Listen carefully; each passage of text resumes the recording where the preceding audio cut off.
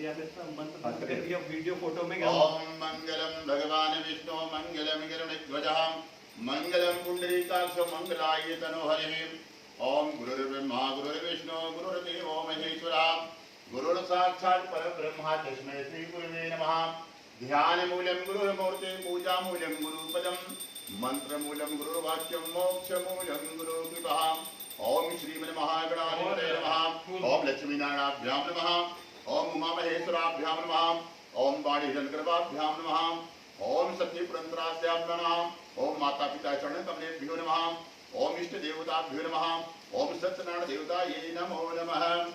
ओम सच्चिदानंद रूपाय Vishnu पत्यादि Hathaway तापत्रय विनाशाय श्री कृष्णाय वयं नमः। भगवान की कथा मनुष्य के जीवन के तीनों प्रकार के ताप को नष्ट कर देती है। दैहिक दैविक भौतिक तापा जो भी संताप है सब मिट जाते हैं। तो भगवान की कथा हम लोग सुने, उसके पहले भगवान का नाम लेते हैं ताकि भगवान की कथा में मन लगे, इधर उधर नहीं जाए। ठीक है, तो चलिए सब लोग भगवान का नाम लीजिए, फिर कथा प्रारंभ करते हैं। ओम श्रीमन्नारायण नारायण नारायण भगवन् नारायण नारायण नारायण विष्णु नारायण नारायण नारायण गोविंद नारायण नारायण नारायण बद्री नारायण नारायण नारायण द्वारिका नारायण नारायण नारायण जगन्नाथ नारायण नारायण नारायण सत्यनारायण भगवान की जय। आज प्रथमो अध्याय। एक समय की बात है, नैमिषारण्य तीर्थ स्थान पर सौनक आदि ऋषियों ने 88,000 ऋषियों ने श्री सूत जी भगवान से पूछा कि हे प्रभु, कलयुग के समय में मनुष्यों को भगवान की भक्ति कैसे प्राप्त होगी और कलयुग के मनुष्यों का उद्धार कैसे होगा। क्योंकि ऋषियों को पहले से मालूम चल गया था कलयुग के मनुष्य जो होंगे थोड़ा सा अलग टाइप के होंगे, अलग धर्मों से। पहले जैसे सतयुग द्वापर त्रेता में ज्यादा धर्मात्मा होते थे, सब पूजा पाठ करते थे, बड़े बड़े यज्ञ होते थे और बुढ़ापे में सब घर छोड़ करके तपस्या करने के लिए जंगल में जाते थे या तीर्थ यात्रा में बस जाते थे कि हमारा उद्धार कैसे हो। क्योंकि आना जाना यह है संसार में सबसे बड़ा कष्टकारी है। आने के लिए 9 महीने लगता है और जाने के लिए 1 साल की यात्रा करनी पड़ती है। और जिसके ऊपर भगवान की कृपा हो उसको क्षण भर में रथ में बैठ करके जाना पड़ता है और वहां पर फूल माला से स्वागत होता है, बैठो बिठो जाता है। और जिसको नरक जाना पड़ता है उसकी बहुत दुर्गति होती है। इसीलिए सनकादिक ऋषि बड़े चिंता में पड़े कि सतयुग द्वापर त्रेता में जो सब लोग अपने उद्धार के लिए काम कर लेता था। पहले का सिस्टम ये था कि जब बच्चों के माँ बाप शादी विवाह कर देते थे, बेटा बहुत समझदार थे तो उनको सारी जिम्मेदारी घर की चाबी ताला जो भी तिजोरी की जिम्मेदारी दे करके अपने उद्धार के लिए तीर्थ यात्रा में निकल जाते थे कि हमको अपनी मुक्ति का उपाय करना है। क्योंकि अपनी मुक्ति का उपाय आदमी खुद ही करेगा, दूसरा कोई आपके लिए सोचने वाला नहीं है। और अभी कलयुग में क्या है कि कोई कहीं नहीं जाने वाला, हमेशा सब घर में ही रहने वाला है। तो घर में रहते रहते उनका उद्धार कैसे हो जाए, उसके लिए सभी ऋषि सनकादिक ऋषि नैमिषारण्य में बैठ करके चिंतन कर रहे हैं कि ऐसा कौन सा पूजा है, कौन सा दान है, ऐसा कौन सा तप है एक कम से कम खर्चे में, कम से कम समय में और जो सबके लिए संभव हो, ऐसा उपाय बना दिया जाए ताकि हर मनुष्य उसको कर सके और अपना उद्धार कर सके, मुक्ति पा सके। तो नैमिषारण्य का नाम तो सुना ही होगा, मालूम ही होगा सबको कहाँ पे है कि नहीं मालूम है? बोल रहे। हाँ, उत्तर प्रदेश में एक सीतापुर जिला है, लखनऊ के पास में, वहीं की ये कथा है। इस कथा को भगवान विष्णु ने स्वयं सुनाई है और नारद जी पहली बार इस कथा को जजमान बन करके सुने हैं। उसके बाद से वहां से चलते चलते हर दिन चली रही है। तो सनकादिक ऋषि बैठ करके नैमिषारण्य में विचार कर रहे हैं कि कलयुग के मनुष्यों के लिए हम लोग कौन सा उपाय बताएं, कौन सा पूजा पाठ दान मनुष्यों के लिए निर्धारित किया जाए जिससे उनका कल्याण हो सके, उद्धार हो जाए, नरक में नहीं फंसे, उनको नरक की यात्रा नहीं करनी पड़े। कोई उपाय समझ में नहीं आ रहा था। तो उसी रास्ते से श्री सूत जी महाराज जा रहे थे। सूत जी का नाम सुना है? नहीं जानते आप? थोड़ा धार्मिक चैनल देखा करिए, आस्था संस्कार तो जानकारी हो जाएगा। व्यास जी के शिष्य हैं और परम ज्ञानी, जैसे व्यास जी ने, व्यास जी का नाम सुना है? हाँ। तो उन्होंने जिन्होंने चारों वेद की रचना, 18 पुराणों की रचना की, उन्हीं के ये शिष्य हैं। और शिष्य बहुत ही अपने गुरु जी का सम्मान करते थे, तो गुरु जी भी सारा ज्ञान जितना उनके पास था अपने शिष्य को दे दी थे। तो इसी तरह ये भी परम विद्वान हो गए थे, परम ज्ञानी थे। उसी रास्ते से जा रहे थे और देखा कि आज ये सनकादिक ऋषि बैठ करके कौन सा चिंतन कर रहे हैं। सनकादिक का नाम सुने नहीं सुने? वो भी भगवान का पहला अवतार है सनकादिक। भगवान के ही अवतार है विष्णु जी के। विष्णु जी जब भी आते हैं भगवान नारायण 4 रूप लेकर के आते हैं, 4 हाथ लेकर के आते हैं और 4 शस्त्र लेकर के आते हैं।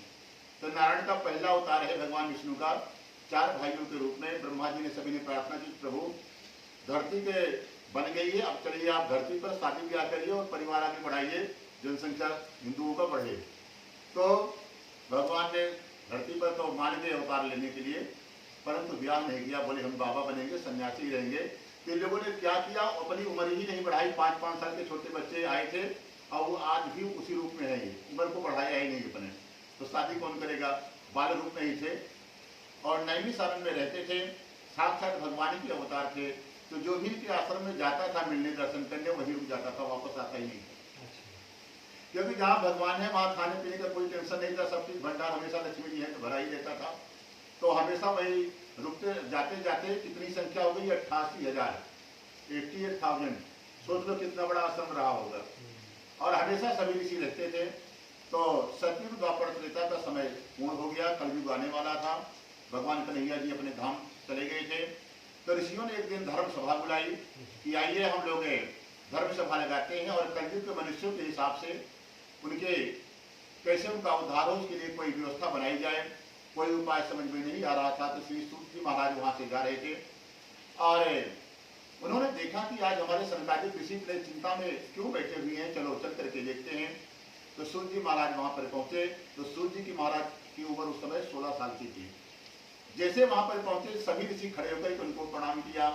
तब उनके मन में संकोच हुआ कि हम छोटे से बालक हैं, हमारी 16 साल की उम्र है और इनका कोई 5,000 साल का है, कोई 10,000 साल का है, कोई कोई महात्मा लाखों वर्ष के थे और ये लोग हमको क्यों प्रणाम कर रहे हैं। तो एक महात्मा ने कहा कि महाराज संकोच न करें, कोई बुद्धि में बड़ा होता है, कोई उम्र में बड़ा होता है, कोई धन में बड़ा होता है, कोई ज्ञान में बड़ा होता है। तो हमारे सनातन धर्म की परंपरा है, जो ज्ञान में बड़ा होता है वो सर्व हर जगह पूजनीय है, इसलिए हम लोग आपको प्रणाम करते हैं। आप व्यास जी की तरह परम ज्ञानी है, इसलिए आपके ज्ञान को हम लोग प्रणाम कर रहे हैं। सूत जी महाराज को बढ़िया सा आसन लगाया गया, बिठाया गया।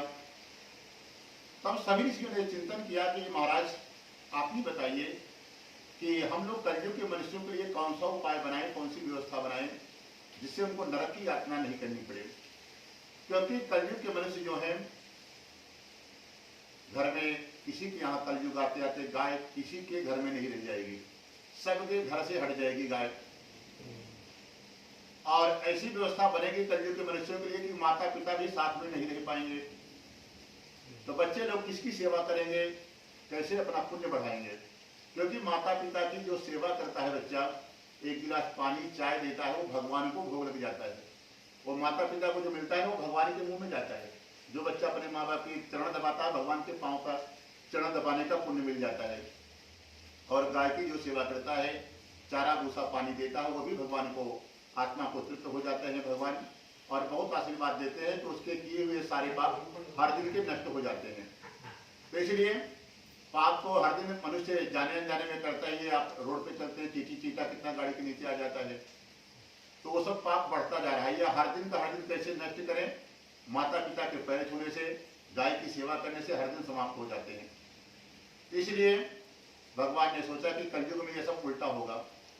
गाय किसी के घर में नहीं मिलेगी, कुत्ता बिल्ली सांप बिच्छू मिलना चालू हो जाएंगे। जैसे जैसे कलयुग बढ़ेगा, लोग शेर बाघ भालू भी पालना चालू कर लेगा। विदेशों में चालू हो गया, दुबई वगैरह में, जहाँ पे ज्यादा अभी कलयुग का असर हो रहा है, वहां चालू हो गया है। तो इसी तरह सबके घर में हो जाएगा कि किसी के घर में आने के पहले लोग घुसने के पहले सोचेगा कि पता नहीं कौन सा जानवर निकल जाए, दरवाजा खोले तो पहले बेल बजा के परमिशन लेके ही आएगा। तो भगवान ने सोचा ये लोग ऐसा ऐसा कर्म करेंगे तो इनका उद्धार तो होने वाला है नहीं। क्योंकि अगर जंगली जानवर रखते हैं तो खाने पीने के लिए फिर गलत चीज लाएंगे, घर में प्रवेश कराएंगे, खिलाएंगे, छुएंगे तो और इनको दोष लगेगा, पाप बढ़ता ही चला जाएगा इनका। फिर भी इनका उद्धार कैसे हो? तो सूर्य जी महाराज ने कहा कि ठीक है, उसके लिए हम आपको कथा सुनाने चल रहे हैं, अब आप लोग ध्यान से सुनिए। कहते हैं एक दिन नारद जी के मन में विचार आया कि आज चलो हम समस्त लोकों में घूमने के लिए चलते हैं, सभी देवलोक में कैसे क्या हाल चाल है, क्योंकि वो दूर संचार मंत्री हैं। जैसे अपने भारत में सबका विभाग बटा हुआ है, वैसे देवताओं का भी सबका बटा हुआ है। जैसे सरस्वती माता शिक्षा विभाग मिला है, धन विभाग जो है लक्ष्मी जी को मिला है, तो वैसे देवताओं का भी विभाग बटा हुआ है। तो नारद जी ने सोचा कि चलो सबका हाल खबर लेते हैं, ना मालूम कम भगवान बुला ले, कुछ पूछ ले, कोई भी सवाल पूछ सकते हैं, हमको बताना पड़ेगा। तो सभी लोग में घूमते घूमते आज धरती पर पहुंचे हैं, और धरती पर आए तो क्या देखा, सभी मनुष्यों का हाल चाल पूछना चाहा। तो जिसके यहाँ भी पूछे कोई न कोई समस्या सबने अपनी बता दी। जो बड़े लोग थे उनकी अलग प्रकार की समस्या थी, जो गरीब लोग थे अलग प्रकार की समस्या है। बड़े लोगों से पूछा भैया तुम्हारे यहाँ सब ठीक है? बोले महाराज सब तो ठीक है, परंतु डॉक्टर ने बताया खाली दाल का ही पानी पीना है। खाने का सब कुछ घर में भरा है, लेकिन डॉक्टर ने मना कर दिया है। गरीबों से पूछा भाई तुम्हारे यहाँ क्या हाल चाल है? बोले हमारे यहाँ खाने का ही कुछ नहीं। कि बड़े लोगों के यहाँ खाएं क्या, डॉक्टर ने सब रोक दिया है, और गरीबों के पास कुछ है ही नहीं है, खाएं क्या? तो कोई तन दुखी, कोई मन दुखी, कोई धन मिल रहा तो दास, थोड़े थोड़े सब दुखी, सुखी राम कर दास। गृहस्थ जीवन में जितने भी मनुष्य थे, एक भी नारद जी को सुखी मिला ही नहीं। किसी के यहाँ शादी नहीं हो रही बच्चों की, और किसी के यहाँ बच्चे नहीं हो रहे, किसी के यहाँ इतने बच्चे हो गए उनके पास कपड़े नहीं है। नारद जी ने सबसे पूछा, सबने अपनी अपनी समस्या सुना दी। नारद जी बड़े दुखी हो गए कि देवलोक में तो एक भी मनुष्य परेशान नहीं है, सबके सब खुशी हैं, यहाँ पर कोई सुखी नहीं है, क्या कारण है? तो उनको जब ध्यान लगा करके देखा तो उनको समझ में आ गया कि लोग कर्म से भी छुड़ गए हैं, अपनी माँ बाप की सेवा नहीं करते हैं, गौ पालन सब बंद कर दिया, घर से हटा दिया, और ये सब कुत्ता बिल्ली घर में घुसेड़ दिया, इसलिए ये सब दुखी हो रहे हैं। फिर भी हम साधु महात्मा हैं, कोई भी संत महापुरुष या कोई आपके जो गुरु जी होंगे, आपके दुख को देख करके वो दुखी हो जाते हैं। वो सोचेंगे कि ये सब भले आपके पास अवगुण है, परंतु आप कैसे सुख जीवन आपका बीते, आगे जीवन आपका सुखी हो जाए, कोई ना कोई तो रास्ता निकालना पड़ेगा। नारद जी ने भी चिंतन किया, उनको भी कोई समझ में नहीं आया कि इनके लिए हम बताएं क्या, सबको समझाएं क्या, कि कौन सा उपाय कर लो कि तुम लोग भी सुखी हो जाओ, ये सब पालते रहो फिर भी आप सुखी हो जाए आपका जीवन। नहीं समझ में आया तो वीणा बजाते हुए श्रीमन नारायण नारायण का भजन करते हुए आज भगवान वैकुंठ धाम भगवान के पहुंचते हैं। तो नारद जी जब वहां पर पहुंचे तो पहले तो हाथ जोड़ करके भगवान को प्रणाम किया और कहते हैं कि हे भगवान, आप तो ना आपका आदि है ना अंत है, आप निर्गुण स्वरूप के कारण भक्तों के सभी प्रकार के दुखों को दूर करने में आप सक्षम है प्रभु। तो भगवान ने कहा कि हे नारद जी, आपके मन में क्या है और आज आपका किस उद्देश्य से हमारे पास आगमन हुआ है, आप निसंकोच कहिए। तब नारद जी ने कहा कि प्रभु, सभी लोग में तो सब ठीक है, धरती का मनुष्य एक भी सुखी नहीं है। और सुखी कौन है? जो सुखी है राम के दास, जो महात्मा साधु हो गए हैं, घर गृह तो सब छोड़ दिए हैं, ना उनको कुछ पाने की इच्छा है ना कुछ खोने का गम है, वही खाली सुखी है। बाकी संसारिक जीवन सब के सब दुखी हैं। एक भी मनुष्य हमको धरती पर सुखी नहीं मिला। फिर भी भगवान यदि थोड़ी भी कृपा हमारे ऊपर रखते हैं तो कोई ऐसा उपाय बता दीजिए, ऐसा पूजा पाठ दान क्या चीज है कि हम जाकर के धरती वालों को बता दें, आप उसको कर लीजिए और सुखी हो जाए आपका जीवन। तो भगवान ने कहा, आपने बहुत बढ़िया प्रश्न किया है नारद जी, जरूर कोई ना कोई उपाय बताते हैं। तो भगवान उपाय बताने ही जा रहे थे कि नारद जी ने कहा कि प्रभु एक काम कृपा करिए, और यदि यहाँ आप बताओगे तो खाली आप बताओगे और हम सुनेंगे, और हम एक एक मनुष्य को कैसे जाके बता पाएंगे संसार में पूरे, ये तो बड़ा मुश्किल काम है। और इंटरनेट का भी खोज नहीं हुआ था कि नारद जी वहीं से लाइव करवाते, क्योंकि दूरसंचार मंत्री थे पर उन्हीं के पास था, सब लेके कैमरा वगैरह पहुंच जाते, लेकिन वो खोज नहीं था उस समय। तो भगवान से कहा कि प्रभु आपको ही धरती पर चलना होगा। तो सबने विचार किया कि आयोजन कहाँ पर किया जाए, जहाँ पर सबसे बढ़िया पवित्र स्थान हो, जहाँ पर ज्यादा से ज्यादा लोग रहते हो। तब भगवान का सुदर्शन कहता है कि प्रभु आप कहाँ जाओगे ढूंढने, आप लोग हमको बता दीजिए, आदेश दे दीजिए। और हमारी गति बहुत तेज है, क्षण भर में भी जाते हैं, पूरी धरती पर भ्रमण करते हैं, जो पवित्र स्थान है भी आपको सूचना देते हैं, फिर आप चलिए वहीं पर। सुदर्शन जी भगवान को प्रणाम किया, आदेश लिया और घूमते घूमते पूरी धरती पर भ्रमण किया। आज नैमी शरण पहुंचे हैं। तो मालूम है ना, नैमिषारण्य कहाँ है। नैमिषारण्य में पहुंचते हैं तो क्या देखा कि यहाँ सनकादिक ऋषि रहते हैं, यहाँ पर हमेशा भगवान की कथा, पूजा पाठ, हवन, मंत्र जाप होता रहता है। ऐसे वहां का वातावरण बड़ा शुद्ध था और 88,000 ऋषि वहां पर रहते थे। तब सोचा सुदर्शन जी, भगवान यदि यहाँ करके बताते हैं तो एक साथ 88,000 ऋषि सुन लेंगे। और फिर सुदर्शन जी महाराज जहाँ रुके हैं वो जगह आज भी धरती पर मौजूद है, नैमिषारण्य में। जो 4 धाम यात्रा में जाते हैं, कभी जाने का संयोग मिले लखनऊ के पास में तो देखिए आना सुदर्शन जी चक्र कहाँ पे रुका था, उसका नाम चक्र कुंड है। और गूगल करेंगे तो गूगल पे भी मिल जाएंगे। तो वहां पर लोग 4 धाम के बाद स्नान करने जाते हैं उस कुंड में जहाँ पर सुदर्शन जी रुके थे। तो भगवान को जाकर के सुदर्शन जी ने संदेश दिया कि प्रभु, धरती पर एक नैमिषारण्य बड़ा पवित्र स्थान है, वहीं पर आप चलिए। और फिर नारद जी ने प्रार्थना की और भगवान नारद जी के साथ साथ धरती पर पधारे हैं। सभी 88,000 ऋषि नैमिषारण्य में भगवान का चरण धो रहे हैं, सब लोग बैठ करके पूजन कर रहे हैं। और नारद जी आगे वो भी आकर के आगे बैठ गए कथा सुनने के लिए और बोले कि प्रभु अब आप कथा चालू करिए। तो उसमें कुछ संत महात्मा बैठे हुए थे। बोले कोई यज्ञ करने के लिए पत्नी का होना जरूरी है, बिना पत्नी के आप मुख्य यजमान आगे नहीं बैठ सकते हैं, बन नहीं सकते हैं। तो नारद जी बड़े चिंता में पड़ गए। बोले एक बार पत्नी के चक्कर में फंसे थे, इंसान से बंदर बन गए थे। अब महात्मा लोग आप लोग कृपा करें, इस चक्कर में हमको दोबारा न डालें। तो कुछ महात्माओं ने कहा कि साधु संतों के लिए छूट है, वो अकेले पूजा पाठ यज्ञ में मुख्य यजमान बन सकता है। फिर नारद जी को परमिशन मिला, नारद जी को आसन बिछाया गया, आगे बैठे और भगवान नारायण जैसे यहाँ पर बैठे हैं वहां पर बढ़िया सिंहासन लगाया गया, भगवान जी विराजमान हुए। तो नारद जी ने भगवान से प्रश्न किया कि हे प्रभु, सबसे पहले तो ये बताइए जो आप बताने जा रहे हैं उपाय, उसका नामकरण कर दीजिए कि क्या नाम होगा, उससे संसार वाले किस नाम से जानेंगे। तो भगवान ने कहा कि उसका नाम सत्यनारायण व्रत कथा होगा। फिर नारद जी ने प्रश्न किया कि उसमें पूजन सामग्री क्या लगेगी। तो भगवान ने कहा पके केले के फल, शक्कर, घी, दूध, दही, गेहूं का चूर लीजिए, गेहूं के अभाव में साठी का चूर लीजिए। और भक्षण और जितना भी पदार्थ घर में बना सकते हैं जिस दिन भगवान का पूजा रखें, यदि 56 भोग बना सकते हैं तो बहुत ही अच्छा है, भगवान को बहुत प्रिय है, भगवान और खुश हो जाते हैं। नहीं तो जितना प्रकार का पदार्थ पकवान बना सकते हैं उतना बनाइए, बना के भगवान को भोग लगाइए। फिर कहते हैं कि इसमें और क्या नियम विधि है। तो भगवान ने कहा कि इसका नाम सत्यनारायण व्रत कथा, इसमें व्रत भी रखना पूरा दिन जरूरी है, तभी सत्यनारायण व्रत कथा हुई। और जो सुबह सुन लेते हैं उनकी सत्यनारायण कथा हुई। भगवान ने व्रत भी आज उसमें डाला है, सत्यनारायण व्रत कथा। और लोग मनमानी करते हैं, बोलते हैं हमको भूख नहीं बर्दाश्त होता इसलिए हम जल्दी कर लेते हैं। और पूजा पाठ करते हैं, उसका बराबर पुण्य नहीं मिलता, काम नहीं होता तो बोलते हैं हमारा तो काम हुआ नहीं, भगवान झूठे हैं। अरे भगवान ने कहा नियम तो आप पार लगाइए तब भगवान आपकी सुनेंगे। आपको नियम विधि कुछ करना नहीं है, मनमाना करना है तो मनमाना फल भी मिलेगा। तो भगवान ने कहा कि सुबह से शाम तक व्रत रखिए और शाम के समय अकेले कथा मत सुनिए, आपके भाई बंधु मित्र जितने भी परिवार के लोग हैं सबको बुलाइए। अब बुला करके बढ़िया सा भाव से भगवान का पूजन कीजिए, फिर कथा का श्रवण कीजिए। तो बोलिए कथा किस दिन करना श्रेष्ठ होता है। भगवान ने कहा कि इस कथा को आप किसी भी दिन कर सकते हैं। हालांकि एकादशी पूर्णिमा को ज्यादा महत्व होता है संक्रांति का, परंतु ये कथा किसी भी दिन कर सकते हैं। भगवान ने कहा कि ये कथा हमारे मुख से निकल रही है, जैसे गंगा जी हमारे चरणों से निकली है तो पापी आत्मा कोई भी जाए स्नान करे सारे पाप भूल जाते हैं। तो वैसे ये भी गंगा का ही काम करेगी। इनका नाम है ज्ञान गंगा, वो वाली गंगा से इनका ज्यादा महत्व होगा, क्योंकि वो वाली गंगा को आप अपने घर पे नहीं बुला सकते हैं, उनके लिए आपको वहां जाना पड़ेगा। और ये वाली गंगा को आप कहीं भी बहा सकते हैं, कहीं भी।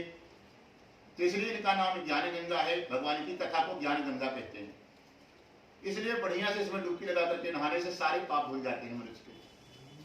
तो भगवान ने कहा कि बढ़िया सा कथा का श्रवण शाम के समय करें और जब कथा हो जाए तो ब्राह्मणों को भोजन कराएं। और फिर जितने लोग आए रहेंगे सबको भोजन प्रसाद की व्यवस्था करिए। भोजन प्रसाद की व्यवस्था नहीं है तो भोजन की नहीं है तो प्रसाद पंचामृत देकर के उनको हाथ जोड़िए।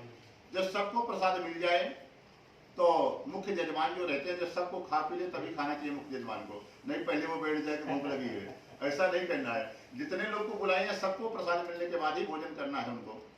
उसके बाद जिस दिन नहीं सोते और जिस दिन कथा सुनते हैं आप जब तक नहीं सोएंगे तब तक भगवान के नाम को मन में लेते रहना होता है। चाहे आप श्रीमन नारायण नारायण का भजन करें या सीताराम सीताराम करें या हरे राम हरे कृष्णा करें। खाली जिस दिन आप कथा का आयोजन किए उसी दिन। तो जीवन में आप कभी भी नियम पूर्वक इस कथा को आप पार लगा दीजिए, संसार का जितना प्रकार का सुख है सब कुछ भगवान आपको दे देंगे। आपकी पूरी जिम्मेदारी वो ले लेते हैं, खाली नियम आपको जीवन में एक बार कथा करके पार लगा देना है, जो कथा का नियम है। और ये कथा साधारण नहीं हुई थी। जब सबको पता चला कि कथा कौन करा रहा है तो बोले नारद जी कथा सुन रहे हैं, जजमान नारद जी हैं। बोले मेरे कथा कौन सुनाने आ रहा है? बोले स्वयं भगवान आ रहे हैं। तो 88,000 ऋषि तो वहां थे ही और कई करोड़ों की संख्या बढ़ गई। जैसे पता चला कि स्वयं साक्षात भगवान है, आज भी धरती पर कोई बढ़िया कथाकार आए तो भीड़ उसके नाम पे आ जाती है। और जजमान भी प्रधानमंत्री जैसा कोई बड़ा वीआईपी हो तो उनके भी गेस्ट आएंगे। तो उसी तरह कथा सुनाने वाले भगवान हैं और सुनने वाले भगवान हैं। तो करोड़ों की संख्या में कथा का आयोजन हुआ और बढ़िया सा सब लोगों ने पूजन पाठ हुआ, कथा श्रवण किया और फिर सब लोग अंत में जितने भी श्रोता थे वहां के सबके सब परम धाम वैकुंठ चले जाते हैं। इसी सत्यनारायण कथयामा प्रथमो अध्यायः। बोलो सत्यनारायण भगवान की जय। ओम श्रीमन्नारायण नारायण नारायण भजमनि नारायण नारायण नारायण विष्णु नारायण नारायण नारायण गोविंद नारायण नारायण नारायण भक्ति नारायण नारायण नारायण मुक्ति नारायण नारायण नारायण हरि नारायण नारायण नारायण श्रीमन्नारायण नारायण नारायण। बोलो सत्यनारायण भगवान की जय। आप दोनों फूल चढ़ा दीजिए, बाकी सब लोग लास्ट में चढ़ाएंगे।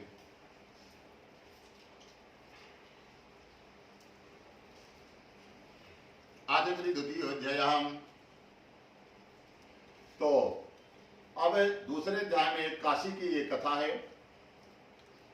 और फिर ये कथा मुक्ति प्रदान करने वाली भगवान की कथा है। क्योंकि शादी में सब लोग 4 फेरा का विधान है, बाकी सब 7 लेते हैं। तो उसमें कौन कौन से फेरे का क्या नियम है? धर्म, अर्थ, काम और मोक्ष। धर्म करना किसकी जिम्मेदारी है? पत्नी की होती है, इसलिए उनको धर्म पत्नी कहा जाता है। काम जो भी घर की जिम्मेदारी है सब उनकी जिम्मेदारी है। धर्म और अर्थ, अर्थ मतलब पैसा। पैसा आप इसी बात से समझ सकते हैं कि पति देवता का पर्स कितना बड़ा होता है, पत्नी देवी का पर्स कितना बड़ा होता है। तो इसलिए 3 जिम्मेदारी उनकी होती है, धर्म, अर्थ और काम। और पति की जिम्मेदारी है मोक्ष। चौथे फेरा में पति आगे हो जाता है। 3 में पत्नियां आगे लेती है जिम्मेदारी को, 3 का हम जिम्मेदारी उठाते हैं, चौथी जिम्मेदारी आपकी पति की हो जाती है। तो मोक्ष कैसे मिले, नरक नहीं जाना पड़े, वो पति लोग की जिम्मेदारी है। चाहे वो यज्ञ करें, चाहे भगवान की कथा सुने, चाहे राम कथा सुने, इतना धर्म आप जीवन में अर्जन करा दीजिए कि नरक की यात्रा नहीं करनी पड़े। तो इसलिए चौथी जिम्मेदारी आपको अपना समझना है, 3 तो लोग समझ ही रहा है। तो धर्म से ही संभव है, भगवान की कथा से, पूजा से, दान से, उसी से मुक्ति मिलती है और पाप कटते हैं जीवन में जो भी हुए हैं। तो चलिए अब दूसरे अध्याय की कथा में हम लोग प्रवेश करें। काशीपुरी नगरी में एक अत्यंत निर्धन गरीब ब्राह्मण रहता है जिसका नाम सतानंद है। उनकी पत्नी का नाम सुभद्रा है। उनके छोटे छोटे 3-4 बच्चे हैं और उनके पास रहने के लिए घर नहीं है। पहनने के लिए तन पे कपड़े फटे पुराने रहते हैं और भोजन की भी कोई व्यवस्था, घर में अनाज उनके कुछ नहीं रहता, न खेती बाड़ी है न कुछ भी नहीं है उनके पास। गरीबी का निवास है और काशी में रहते हैं वो। उनका नियम था प्रतिदिन 5 घरों में भिक्षा मांगते थे। मिल गया तो ठीक है, अगर कुछ नहीं मिला तो पेड़ पत्ते के जंगली फल वगैरह, पत्ते वगैरह खा करके, पानी पी करके बिता देते थे। 6वें घर में कभी ब्राह्मण देवता मांगने नहीं जाते थे। ब्राह्मण मांगने का, भिक्षा मांगने का ये भी नियम है। और भिक्षा खाली ब्राह्मण ही मांग सकता है, दूसरा कोई जाति मांग भी नहीं सकता। भिक्षा मांगने का अधिकार किसी और को नहीं है। और ये बात कैसे सिद्ध होता है? श्रीमद् भागवत गीता में अर्जुन ने कहा कि हमको राज नहीं चाहिए, हम अपने परिवार वालों को नहीं मार सकते हैं, भिक्षा मांग करके हम खा लेंगे। तो कृष्ण भगवान ने समझाया कि ये तुम्हारा काम नहीं है क्षत्रियों का, तुमको बलपूर्वक युद्ध करके उसको लेना है। भिक्षा खाली ब्राह्मण मांग सकता है, तुम ब्राह्मण नहीं हो। समझाते समझाते 18 अध्याय अर्जुन को समझा ले गए भगवान कि किसका क्या कर्म हो वही कर सकता, दूसरे का दूसरा नहीं कर सकता। तो ब्राह्मण देवता 5 घर में भिक्षा मांगने के लिए जाते थे। कोई दान कर दे तो आशीर्वाद देते हैं, कोई उनको अपशब्द बोल दे तो तुम हट्टे कट्टे हो, हर दिन मांगने आ जाते, कोई काम धंधा कर लो, तो वो कुछ नहीं बोलते थे, मुस्कुरा करके आशीर्वाद दे करके जाते थे कि तुम्हारे यहाँ भी खूब लक्ष्मी कुबेर का खूब धन बरसे, दूध पूछ से तुम्हारा भी घर भरा रहे। और इसलिए हर दिन इसी तरह किया करते थे। दान दे तो ठीक है, नहीं दे तब भी ठीक है, आशीर्वाद सबको बराबर ही देते थे। आप उनको गाली दीजिए, वो आपको उल्टा आशीर्वाद देते थे। कभी वो क्रोध नहीं करते थे, क्रोध पर वो विजय पा लिए थे। क्रोध पर विजय पाना आसान काम नहीं है। आपको काम, क्रोध, मद और लोभ, ये जब 4 अवगुण भगवान ने बनाए हैं, एक पर भी आपने विजय पा लिया तो आपके दर्शन करने वो वैकुंठ से आएंगे आपके घर पे। कि ऐसा कौन सा महापुरुष है जो हमारी माया से बच गया, हमने इसी में तो फंसा के रखा है पूरे संसार को, ये कैसे बच गया। तो आज भगवान की इच्छा हुई कि ब्राह्मण बड़ा विचित्र है, इसके पास कुछ भी नहीं है, फिर भी हमारा भजन करता है, खूब बढ़िया, हमेशा प्रसन्न रहता, कभी ये उदास नहीं होता। और हमने संसार में बड़े बड़े महल दे दिए हैं, बड़ी बड़ी गाड़ी दे दी है, हर खूब पैसा घर में भरा है, फिर भी मुंह लटका करके मंदिर पहुंच जाता है कि हमको ये चाहिए। फिर भी उसको संतोष नहीं है, मांगने आ जाता है और इसके पास कुछ नहीं है और कभी हमसे मांगता भी नहीं है, हमेशा निष्काम भक्ति करता है कि हमको कुछ नहीं चाहिए, खाली आप अपनी भक्ति हमको दिए रखना बस। तो भगवान जो भगवान से कुछ नहीं मांगता, भगवान उसको सब कुछ दे देते हैं, और जो मांगता है ना उसको कुछ नहीं देते भगवान। इसलिए निष्काम भक्ति का विशेष महत्व है।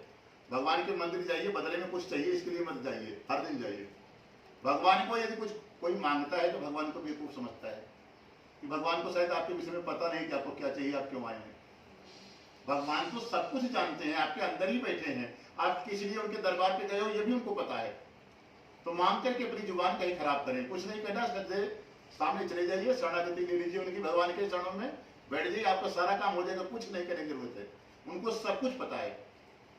तो इसी तरह ब्राह्मण देवता प्रतिदिन किया करते थे, दान मिल जाए तो ठीक है, नहीं तो जल पी करके व्यतीत करें।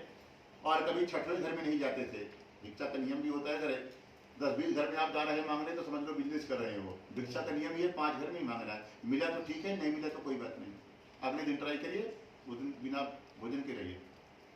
तो भगवान की बड़ी दया है कि बड़ा विचित्र ब्राह्मण है।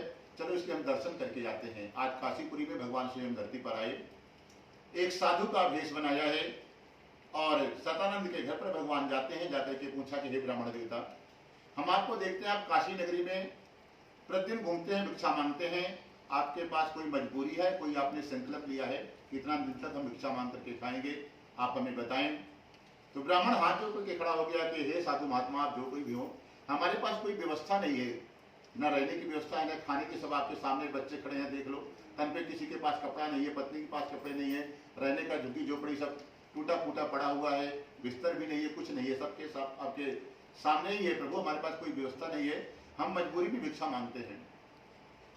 तो और जो जिसका काम घर जो है भिक्षा से चलता है वही ब्राह्मण है, दान से जिसका घर चले वो ब्राह्मण है, और ब्राह्मण होते हुए भी जो नौकरी करे वो चौथी चरण में चला जाता है, सूत्र में आता है गिनती उसका, नौकरी करना।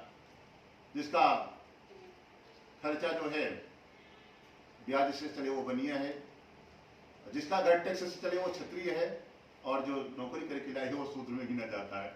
तो इसलिए वो ब्राह्मण देवता अपने धर्म का भी पालन कर रहे हैं कि हम नौकरी किसी के यहाँ कर नहीं सकते, क्योंकि हमारा धर्म नष्ट हो जाएगा, हम ब्राह्मण धर्म से हैं, भिक्षा हमारा है, आगे से हम भिक्षा मांग रहे हैं। तो भगवान से कहा कि हमारी मजबूरी है कि हम भिक्षा मांगते हैं, यदि कोई इसका उपाय आप जानते हो कि हमको भिक्षा न मांगनी पड़े, हम खुशी से नहीं मांगते, मजबूरी है हमारी, अगर कोई उपाय जानते हैं तो आप बता दीजिए, हम भी सुखी हो जाए, अपने घर में बढ़िया से पकाए खाए रहे घर में। तो भगवान ने कहा कि हे ब्राह्मण देवता, आप चिंता न करें, एक सत्यनारायण भगवान की ऐसी कथा है जो मन वांछित फल देती है। जो भी आप मन में इच्छा करके संकल्प लेकर के भगवान का पूजन करेंगे और भगवान पे पूर्ण भरोसा करके सुनेंगे तो आपकी समस्त मनोकामना वो कथा ही पूरी कर देती है, आपको कुछ कहने की जरूरत नहीं है किसी से। तो कहा कि क्या विधि है, क्या उपाय है, क्या सामग्री लगती है। भगवान ने पूरा उनको भी उपाय बताया कि आप भी सुबह से शाम तक व्रत रखना, शाम के समय कोई विद्वान ब्राह्मण की व्यवस्था कर लेना जो आपकी कथा बढ़िया से सुना दे, आपका पूजन घर में भगवान का करा दे, संपन्न करा दे। और उसके बाद फिर जब कथा पूर्ण हो जाए तो ब्राह्मणों को भोजन करा देना, और फिर सब लोग जिनको बुलाए रहेंगे उनको भोजन प्रसाद की व्यवस्था जो है आप उनको करा देना। फिर बाद में आपको भोजन करना है, और जब तक नहीं सोएंगे उस दिन भगवान के नाम को लेते रहना होता है। यदि ऐसा नहीं कर पाओ तो घर पर भजन कीर्तन की व्यवस्था कर लो, सब लोग बैठ करके भजन करो, और जब नींद आए तो जाके सो जाओ। खाली इतना ही नियम है कथा का। इतना आप जिस दिन भी कर लेंगे भगवान आपकी हो गई, आपकी जिम्मेदारी खत्म, फिर वो आपकी जिम्मेदारी ले लेंगे। आपकी नाव कैसे चलाएंगे फिर उनकी जिम्मेदारी है, बढ़िया से उड़ाएंगे चलेंगे नहीं। तो सारी जिम्मेदारी भगवान खुद ले लेते हैं। आप जो भी नियम पूर्वक इस कथा को जीवन में एक बार भी कर लेता है। तब तो ब्राह्मण देवता बड़े प्रसन्न हुए, भगवान के सामने संकल्प लिया कि हम इसको कल ही करेंगे। भगवान ने आशीर्वाद दिया कि तुम्हारा यज्ञ पूर्ण हो। भगवान चले गए, दरवाजे से बाहर निकले, अंतर्धाम वैकुंठ पहुंच गए। सुबह से शाम हुआ, रात के समय ब्राह्मण देवता सोने गए तो उनको अलग टाइप की समस्या हो गई, उनको नींद ही नहीं आ रही है। बोले हमने संकल्प तो ले लिया साधु महात्मा के साथ, परंतु हम करेंगे कैसे, इसमें तो पैसा लगता है, खर्चा लगता है। इसमें बताए थे कि जिसको बुलाइए भोजन पानी की भी व्यवस्था करनी पड़ती है, फल मिठाई जाना पड़ता है, ब्राह्मण को बुलाना पड़ता है, दक्षिणा देना पड़ता है, तो खर्चे का काम है, ये हमारे बस की बात नहीं है। फिर भगवान से रोने लगा कि हे प्रभु, हमने एक महात्मा को वचन दिया है कि कल करेंगे, परंतु करेंगे कल ही, और ये आपको कराना है, हमारे बस की बात है ये बाबा पूजा कर सकें। रात भर भगवान से रोता रहा कि हे प्रभु, जैसे भी हो हमारा वचन नहीं टूटे, हमने एक महात्मा के सामने संकल्प लिया है, आप हमारी पूजा भगवान की कल करवा देना, जैसे भी करना है वो आप जानिए, परंतु करना हमको कल ही है। पूरी रात भगवान से प्रार्थना करता रहा। सुबह उठा है, जैसे 5 घरों में भिक्षा मांगने के लिए जाता, वैसे फिर आज भिक्षा मांगने के लिए गया। तो भगवान ने ऐसा कृपा कर दी कि 5 घर में इतना धन मिल गया, उसको पूजा का सामान भी आ गया, भंडारे की भी सारी व्यवस्था बन गई, और पंडित जी की दक्षिणा का भी व्यवस्था कर दिया भगवान ने।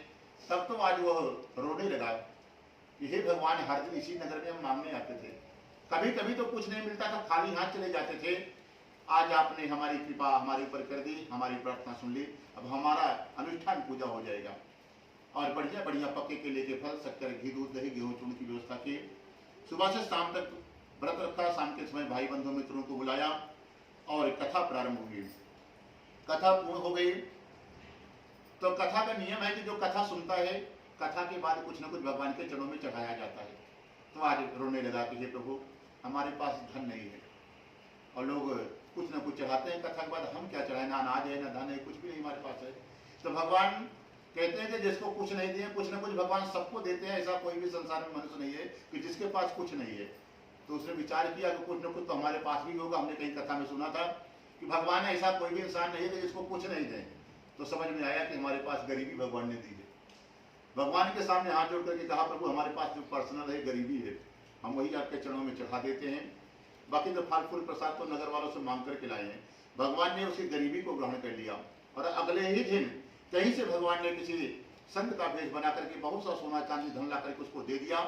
ब्राह्मण सुखी हो गया और रहने खाने की सारी व्यवस्था बना लेता है, और संसार में जब तक रहा भगवान की हर महीने पूजा करता रहा, और अंत में वो वैकुंठ लोक को चला गया। तब ने और पूछा ऋषियों ने कि उस ब्राह्मण की कथा करने के बाद और कहीं किसी ने दूसरा जजमान कौन बना है, कथा कहाँ पर हुई है, थोड़ा सा इच्छा हो रही है बताइए। तो कहते हैं उसी नगर में एक लकड़हारा भी रहता था, वो भी गरीब आदमी था। प्रतिदिन जंगल में जाता, लकड़ी काट करके लाता, क्योंकि पहले जमाने में गैस चूल्हा इंडक्शन का खोज नहीं था, सबके यहाँ चूल्हे पे ही बनना है, लकड़ी से ही खाना बनना है। तो जो बड़े लोग रहते थे वो जंगल में नहीं जाते थे, क्योंकि सांप बिच्छू होता है, जंगली जानवर होते हैं। और जो गरीब लोग रहते थे वो इन लकड़ियों का काट काट करके ला करके बेचते थे, बड़े लोग लेकर के पैसे दे करके खरीद करके खाना पीना बनाता था, बाकी गरीबों का घर खर्चा चलता था। और जब बारिश का सीजन आ जाए तो हफ्ते है तो बारिश में न जा पाए, लकड़ी न लाए, तो भोजन की व्यवस्था नहीं होती थी उसके यहाँ। बड़ा दुखी रहता था कि हमेशा तो ये लकड़ियाँ कभी कभी सबके यहाँ पहले पेड़ होता था, हर कोई खरीदता भी नहीं था। तो बोला बड़ा दुखी था अपने व्यापार से कि हम बच्चों को भरपेट भोजन नहीं करा पा रहे हैं, पत्नी के बच्चों के लिए कपड़े की व्यवस्था नहीं कर पा रहे हैं, तो ऐसे बिजनेस करने से काम करने से क्या फायदा। और फिर एक दिन की बात है, लकड़ी बेचते बेचते सुबह से शाम हो गई, आज लकड़ियाँ ही नहीं बिकी, किसी ने कुछ नहीं खरीदा, और लकड़हारे को बड़ी जोर से भूख लग गई और प्यास लग गया। पास में कुछ धन नहीं था कि वो खरीद करके खा सके, और आज बड़ा चिंतित हुआ कि आज कुछ पैसा होता तो दुकान से लेकर के खा सकते थे। तो रास्ते में एक ब्राह्मण का घर दिखाई पड़ा। पहले जमाने में सबके घर का कोई लोग पानी नहीं पीता था, पहले कोई भी जाति का हो, पहले बहुत विचार करता था कि किसके घर का पानी पीना है, कहाँ खाना है, कहाँ नहीं खाना है। तो उसने विचार किया कि ना मालूम कैसा घर होगा, क्या खाते होंगे लोग। तो एक ब्राह्मण का घर दिखाई पड़ा, सोचा चलो वहीं मांग करके देखते हैं। लकड़हारा कुछ मिल गया तो जलपान कर लेंगे, नहीं हरिच्छा नारायण की जैसे भगवान की मर्जी होगी। तो वहां पर पहुंचा तो क्या देखा कि शाम के समय ब्राह्मण देवता के यहाँ कोई पूजन का आयोजन हुआ है। और जब वहां पहुंचा, पूजन होते देखा, काफी लोग बैठे थे। तो लकड़ियों को बाहर करके सीधे जाके पीछे वो भी बैठ गया शांति से, क्योंकि भगवान की कथा जहां भी हो रही हो, जो मनुष्य बाद में लेट जाता है तो उसको पीछे शांति से बैठ जाना चाहिए कि पड़ोसी को भी नहीं खबर हो कि आप अभी आए हैं, क्योंकि आपकी वजह से वो पड़ोसी का ध्यान इधर उधर नहीं जाना चाहिए। अगर ध्यान उसका भंग हो गया तो उसका दोष आपको लग जाएगा, क्योंकि ये ज्ञान गंगा है, गंगा बह रही है तो बांध नहीं लगाना है। और कथा, राम कथा, भागवत कथा हो तो उसके बीच में कभी नहीं आना जाना चाहिए। जिसको उठने की आदत हो सबसे पीछे बैठिए, क्योंकि बीच में आप गए तो थोड़ा सा ध्यान उसका भंग हो जाता है, आपको लोग देखने लगता है, कथा से ध्यान हट जाता है, तो इसलिए गंगा में बांध बनाने का दोष लग जाता है। इसलिए ब्राह्मण देवता के यहाँ लकड़हारा पहुंचा, पीछे आराम से बैठ गया, कथा पूर्ण हुई, कथा सुना, प्रसाद लिया। फिर ब्राह्मण के पास जाकर के पूछा कि हे ब्राह्मण देवता, ये आप कौन सी पूजा कर रहे हैं और क्यों कर रहे हैं, और इसको करने से क्या फल मिलता है। ब्राह्मण ने कहा कि हे लकड़हारा, पहले हम सबसे गरीब आदमी थे, हमारे पास रहने के लिए झोपड़ी भी ढंग की नहीं थी, और आज जो ये हमारा महल जैसा घर देख रहे हैं ना, एक बार हमारे घर पर कोई महात्मा पधारे थे, उन्होंने सत्यनारायण भगवान की कथा की महिमा हमको बताई थी। हमने पहली बार भी पूरा नियम पूर्वक जो कथा का नियम है उसी विधि के अनुसार किया, और भगवान ने हमको इतना कुछ दे दिया कि आज घर, गाड़ी, बंगला जो भी देख रहे हैं सब कुछ उन्हीं की कृपा से मिला है, और हर महीने घर पर पूजा करते हैं, हर महीने हमारा ये सब बढ़ता ही जा रहा है। तब तो लकड़हारा बड़ा प्रसन्न हुआ, उसने भी पूछा क्या विधि क्या नियम है, पूछ करके आज अपने घर आया। उसने भी संकल्प लिया कि इसको हम कल ही करेंगे, और अगले दिन सुबह उठता है, जिस नगर में धनवान लोग रहते हैं, ऐसे सुंदर नगर में गया है, और प्रतिदिन से 4 गुना ज्यादा उस लकड़ियों का दाम उसको भी मिल गया। तब तो वो भी प्रसन्न हुआ, और 1 घंटे में आज सारी लकड़ियां बिक गई, और कभी कभी पूरा दिन घूमता था, एक भी बंडल लकड़ी की नहीं बिकती थी। तब तो बड़ा प्रसन्न हुआ, प्रभु आज आपने हमारे ऊपर भी कृपा की है, अब हमारा भी पूजा हो जाएगा, हमारे भी संकट कट जाएंगे। बढ़िया बढ़िया पकवान और बढ़िया बढ़िया केले के फल लाए, और बढ़िया पकवान उसने भी 56 भोग की तैयारी करवाई। सुबह से शाम तक नियम पूर्वक व्रत रखा, और शाम के समय कथा सुन रहा है।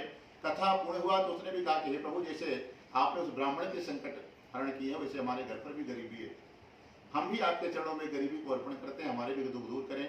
और लकड़हारे के भी भगवान ने सारे संकट हरण कर लिए, और बहुत सा धन प्रदान कर दिया, और वो भी संसार में सब प्रकार की सुख सुविधा भोग करके अंत में वैकुंठ लोक हो जाता है। इति सत्यनारायण दत्त कथयामा द्वितीय अध्याय। बोलो सत्यनारायण भगवान की जय।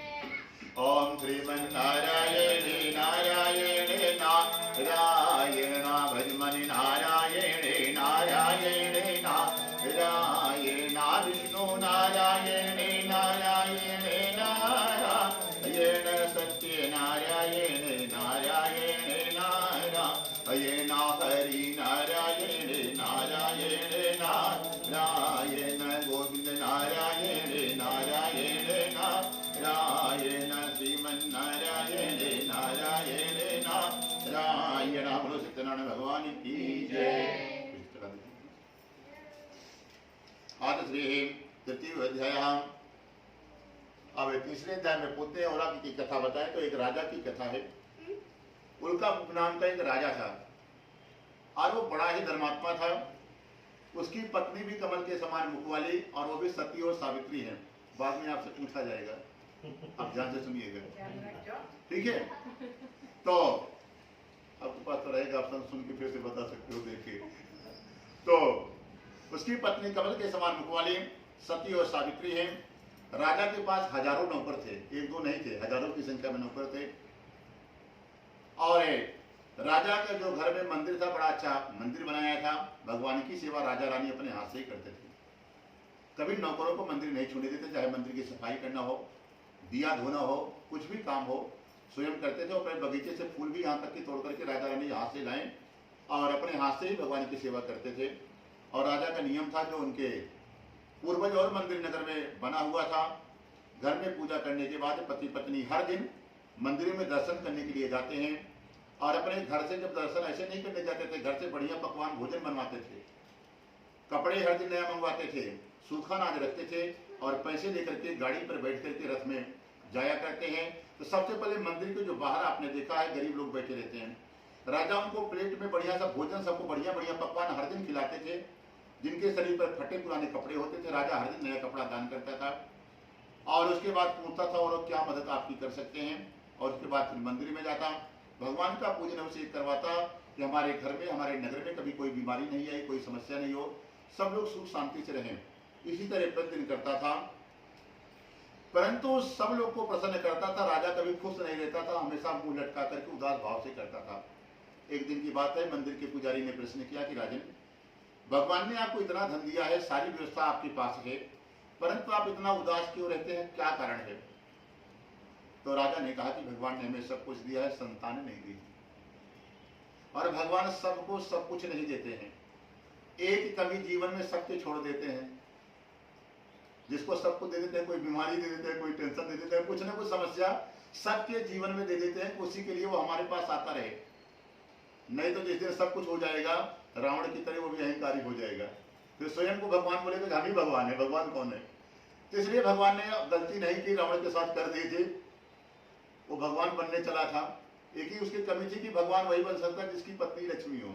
इसी कारण सीता को भी हरण करने का नाटक किया, करना पड़ा उसको कि हम भगवान तब बन जाएंगे। उसके पास तो सीता जी नहीं थी, लक्ष्मी, कि हम भगवान लोग, हमको भगवान माने पूरा संसार। तो इसी तरह भगवान ने सबके जीवन में एक कमी रख दी है, उसी के मांगने के लिए वो हमसे जुड़ा रहे। और लगता है कुंभकर्ण जी का आह्वान हो रहा है क्योंकि भगवान की जहां भी कथा होती है, राम जी ने आशीर्वाद दिया है, उसकी पत्नी का नाम है निंद्रा देवी। और जब कुंभकर्ण को राम जी मारने चले गए तो निंद्रा देवी आई, भगवान के चरणों में लेट गई, बोली प्रभु हमारे पति को तो छोड़ दो, हम कहाँ जाएंगे, पति नहीं रहेंगे तो पूरा जीवन व्यर्थ हो जाएगा। बोले नहीं देवी, इसको तो मारना ही पड़ेगा, परंतु जहां भी हमारी कथा होगी एक कुंभकर्ण आपको मिल जाएगा हर जगह मिल जाएगा, चाहे वो भागवत कथा हो, चाहे राम कथा हो, चाहे सत्यनारायण कथा हो, उसी को थोड़ी देर अपना पत्नी मान करके निंद्रा देवी थोड़ी देर उसके साथ रह लेना, हम तुमको वचन देते हैं कि हर जगह हम तुमको मिला देंगे कुंभकर्ण। इसलिए सावधानी हटी, दुर्घटना घटी, कुंभकर्ण सर पे बैठ जाएगा, इसलिए सावधान रहिए। इसलिए बीच बीच में भगवान का नाम लिया जाता है कि नाम लेते रहे, सर पे नहीं बैठने पाए कुंभकर्ण के। तो अब कहां पर पहुंचे थे? राजा भगवान के मंदिर गया है, पूजन पाठ करा रहा है। पुजारी ने पूछा कि राजन आप इतना दुखी क्यों रहते हैं, मुंह लटका करके क्यों हमेशा रहते हैं, हंसी नहीं आती? तो उसने कहा कि हमारे पास कोई संतान नहीं है, इसीलिए लोग हमारा मुंह भी देखना कलंक मानते हैं। हमारे सामने से कोई आता है तो बोलता मुंह देख लिया, आज हमारा काम नहीं होगा। नाना प्रकार के लोग कुछ ना कुछ बोलते रहते हैं हमको, इसी कारण बस उनको दुखी रहते हैं, हंसी नहीं आती है। तो पुजारी ने कहा कि राजन आप चिंता न करें, हम आपको एक बहुत छोटा सा उपाय बता देते हैं और उसी को खाली कर लेना, और 365 दिन से 366 दिन नहीं होगा, आपके यहाँ संतान हो जाएगी। ये बोले ये कौन सा पूजा है, हमको शीघ्र बताइए। तुरंत ब्राह्मण के चरणों में राजा रानी गिर पड़ा और कहते हैं कि हमें बताएं। तो पुजारी ने कहा कि राजन, एक सत्यनारायण भगवान की कथा महाशक्तिवान है वो, जिसको भगवान नारायण पे भरोसा, उसके सारे काम भगवान स्वयं कर देते हैं। बस खाली नियम को आपको पार लगाना, जो कथा सुनता है नियम पूर्वक करे, मनमाना नहीं करे। तो राजा ने कहा कि क्या नियम है? बोले संतान पाने के लिए पुजारी ने कहा कि इस कथा को किसी पवित्र नदी के किनारे सुनना पड़ता है, या कोई नदी का संगम हो, और वहां पर बढ़िया साफ सफाई कराइए, वेदी मंडप बनवाइए, भगवान का दरबार सजाइए, सुबह से शाम तक व्रत रखिए, अपने पत्नी परिवार के साथ जाइए, वहां पर भगवान का कथा सुन लेना। कथा हो जाए तो राजन जितने लोग गए रहेंगे सबको भोजन कराना है, वहां पे बढ़िया से सेवा, अपने हाथ से भोजन परोसिए, सेवा करिए। उसके बाद फिर आप भोजन प्रसाद करिए, और जो पूजन सामग्री है विसर्जन करके बहते हुए जल में सब विसर्जन कर दीजिए, वापस घर आ जाइए। घर आने के बाद एक नियम करना है, जब तक आप नहीं सोते हैं वो तब तक भगवान के नाम को लेते रहना है, या ऐसा नहीं कर पाओ तो भजन कीर्तन की व्यवस्था कर लेना, उसमें बैठ जाना, भगवान का खूब बढ़िया से भजन करिए, और जब नींद आए तो जाके सो जाओ। खाली इतना ही तुमको करना है, खाली एक दिन करना है जीवन में, और कभी भी किसी भी दिन करना, दिन का भी कोई बात नहीं है, और आप उसी दिन से गिनना राजन, 365 से 66 दिन नहीं होगा। तब तो राजा रानी प्रसन्न हुए, ब्राह्मण को खूब दक्षिणा दिया और वापस घर आए। अपने मंत्री को बुलाया कि हमारे नगर के पास में एक भद्रशिला नामक पवित्र नदी है, और वहां पर बढ़िया वेदी मंडप बनाया जाए, और भगवान का पूजन करने वाले हैं। मंत्रियों ने बढ़िया दरबार सजाया, ब्राह्मण की व्यवस्था कराई गई, और राजा रानी अगले दिन सुबह से शाम तक व्रत रखा। व्रत रख करके शाम के समय अपने पत्नी और नगरवासियों के साथ राजा पहुंचा है, भगवान की कथा को सुन रहा है। उसी नगर में एक साधु नामक बनिया भी रहता था, वो भी व्यापार से वापस नाव में बैठ करके घर के लिए जा रहा था। देखा ये तो हमारे नगर का राजा है, आज ये शाम के समय यहाँ कौन सा पूजा कर रहा है, और इतनी बड़ी संख्या में लोग आए हुए हैं, और शाम के समय तो ये घर से भी बाहर नहीं निकलता, क्योंकि बड़े लोगों को बहुत खतरा होता है। तो लोग राजा महाराजा कोई भी बड़ा पद हो तो घर से बाहर शाम के समय नहीं निकलते हैं, और यहाँ खुले में नदी के किनारे आज पूजा कर रहा था, जरूर कोई विशेष बात होगी। साधु बनिया नाव को किनारे ठहराया, और वो भी शांति से कथा में आया बैठा है। कथा पूर्ण हुई, प्रसाद चढ़ामित लेने के बाद साधु बनिया ने पूछा कि राजन आप इतने भाव से शाम के समय कौन सा पूजा कर रहे हैं और आप किस उद्देश्य से कर रहे हैं, किस कारण से। तो राजा ने कहा कि सेठ जी हमारे पास कोई संतान नहीं है, एक संतान पाने की इच्छा से हम लोग यहाँ पर पूजन कर रहे हैं। तो साधु बनिया कहता है भैया हमको भी सेम समस्या है, हमारे पास कारोबार सोने चांदी का है, धन की कोई कमी नहीं है, खूब भरा हुआ है, परंतु संतान एक भी नहीं है घर में, तो हमको भी उपाय बता दीजिए। कहता है साधु बनिया कि हम भी घर पर कर ले, हमारे यहाँ भी संतान हो जाए। तो राजा से पूरा विधान पूछ करके अपने घर जाता है, अपनी पत्नी को बताया कि हे देवी लीलावती, एक आज हमने ऐसी कथा सुन करके आए हैं कि जिसको कथा को सुनने मात्र से ही घर पर संतान हो जाती है। तब तो सेठानी जी ने कहा कि हे सेठ जी हमको ये कल ही करना है, आज लेट नहीं करना है। तब सेठ जी ने सोचा कि लगता है बता के फंस गए, क्योंकि सेठ जी महालोभी आदमी थे, धन नहीं खर्चा करना चाहते थे, फ्री का ही कभी आज तक कभी धर्म के नाम पे एक भी रुपये नहीं खर्चा किए थे। तो बोले कथा में तो फल फूल प्रसाद देखे थे, राजा मंगाया था, पंडित जी को बुलाया था, बहुत लोगों को खाना पीना भी खिलाया था, तो उसमें तो बहुत धन खर्चा हो जाएगा, हमारा घाटा लग जाएगा, अब क्या करें। और इतना हिम्मत नहीं था कि पत्नी का विरोध भी कर दे कि नहीं सुनवाएंगे कथा, हिम्मत नहीं थी। तो बोले अब क्या करें, कोई ना कोई बीच का रास्ता निकालना पड़ेगा। सेठ जी थोड़ी देर बाद शांत रहे, उसके बाद उनके दिमाग में समझ में आया भगवान तो खाली भाव के भूखे हैं, निर्मल मन जन सो मोहि पावा, मोहि कपट छल छिद्र न भावा। आपका मन एकदम निर्मल है और कभी कपट भाव नहीं रखते हैं, हमेशा जिससे भी बोलते हैं सत्य बोलते हैं, कभी झूठ नहीं बोलते हैं, तो भगवान उसके काम कर देते हैं। और सेठ जी को एक चौपाई और याद आ गई कि भगवान ने कहा कि पत्रम पुष्पम फलम तोयम, भगवान स्वयं कहते हैं ये खाली दरिद्रों के लिए, जो दरिद्र आदमी हो, जो सही सही दरिद्र हो, जिसके पास भगवान ने खूब दिया है, भगवान को नहीं देना चाहता, एक दो प्रकार के दरिद्र होते हैं। भगवान ने खूब लक्ष्मी की कृपा की है और उसके पॉकेट से निकल नहीं रहा है, और एक जो सही सही ओरिजिनल दरिद्र होता है, उसके लिए भगवान ने उसको भी उपाय बताया, पत्रम पुष्पम फलम तोयम। बोले फल फूल प्रसाद की कोई जरूरत नहीं है, आपका निर्मल मन पवित्र है, तो किसी भी पेड़ का एक पत्ता ही तोड़ के हमारे चरणों में रख दे, हम काम कर देंगे तुम्हारा। या कोई भी जंगली फूल ले लो, संसार में आपको मिल जाएगा, खरीदने की जरूरत नहीं, उसमें पैसा नहीं लगेगा। तो या कोई फल लाके हमारे चरणों में चढ़ा दो, पत्रम पुष्पम फलम, और तोयम जल, जल कौन सा, हाँ वाला चाहिए, वो लोटे वाला नल वाला पानी नहीं चाहिए, उसको आके सामने बैठ चढ़ा दे, तब भी हम काम कर देंगे। सेठ जी को लगा कि ये फ्री वाला काम है, चलता ये सब पेड़ पत्ता फल तोड़ने की जरूरत पड़ेगा, और आप हमारे पास में है, वहीं से चलते हैं, 2 बूंद आंसू चढ़ा के आते हैं। अपनी पत्नी को बुलाया, कहा कि हे देवी एक काम करो, चलो आज हम लोग भगवान का दर्शन करने, बगल में लक्ष्मी नारायण का मंदिर है, चलते हैं। पत्नी को लिया, पहुंच गया, और ऐसे भाव में खो गया कि उसके आंख से आंसू आ गया। बड़ा दुखी हुआ है कि लोग हमको भी दुनिया भर का कलंक लगाते हैं, कहते हैं कि आपको भी चेहरा नहीं देखना, ये सब। तो सोचते सोचते सही सही असली में आंसू आ गया, भगवान के चरण पर गिर पड़ा, भगवान को प्रणाम किया। साधु बनिया समझ गया हमारा काम अब हो जाएगा, वापस आया। और एक भाव तभी प्रकट होता है जब आप असली भक्त होंगे, नकली भक्त आप 2 घंटा बैठे रहे, आंसू नहीं आएंगे। और जो सही सही भगत होगा, कोई धार्मिक सीरियल मोबाइल में या टीवी में देखिए भगवान के प्रति, तो अपने आप आंसू उसके टपक जाते हैं। जो सरल व्यक्ति हैं उनके आ ही जाते हैं। तो सेठ जी के पास आ गया आंसू, वापस पत्नी को लिया, घर आ गया। धीरे धीरे समय बीतता गया, राजा के यहाँ पुत्र का जन्म हुआ और सेठ जी के यहाँ कन्या का जन्म हो गया। तब सेठानी जी ने कहा कि देखो तुम्हारी कंजूसी के कारण हमारे यहाँ बेटी हो गई। राजा पहले पूजा किया, बेटा हो गया। पहले तुम भी पूजा कर लिए तो हो सकता पहला बेटा हो जाता, परंतु जो कुछ भी हुआ हमारा परिवार आगे बढ़ गया, अब आप पूजा कर लीजिए। सेठ जी को समझ में आया कि अब तो काम हो गया, अब क्या जरूरत है खर्चा करने का पैसा। फिर सोचे कोई उपाय सोचते हैं। थोड़ी देर बाद सेठ जी मौन रहे, फिर उनको समझ में आया कि हे देवी हमारे परिवार का नियम है कि जब बच्चों का शादी होता है तो शादी के पहले घर में कथा करना पड़ता है, और पहले शादी विवाह बचपन में होता था, 5 साल से 7 साल 9 साल लास्ट में होता था। और अपने शास्त्र हिंदू धर्म का नियम भी है, जब कन्या रजस्वला हो उसके पहले ही कन्या को कन्यादान कर देने का है पुण्य है। उसके बाद कन्यादान करने से उतना पुण्य नहीं मिलता है। और अभी तो और सिस्टम बदल गया है, जो जयमाल पहले होता है शादी बाद में होती है। जयमाल होते ही जब कन्या बर के गले में माला डाली तो शादी उसका हो गया, गंगा विवाह हो गया। फिर बाद में लड़की के माँ बाप उसी कन्या को फिर पति से वापस लाके फिर कन्यादान करते हैं, अलग से पाप करते हैं। जिस चीज को आपने दान कर दिया वो ले गया, फिर उससे जो दान किया हुआ चीज वापस नहीं देना चाहिए। ये भी गलत परंपरा है अपने सनातन धर्म में। गंधर्व विवाह माला डालने से भी शादी हो जाता है, वहीं पे हो गया वो शादी।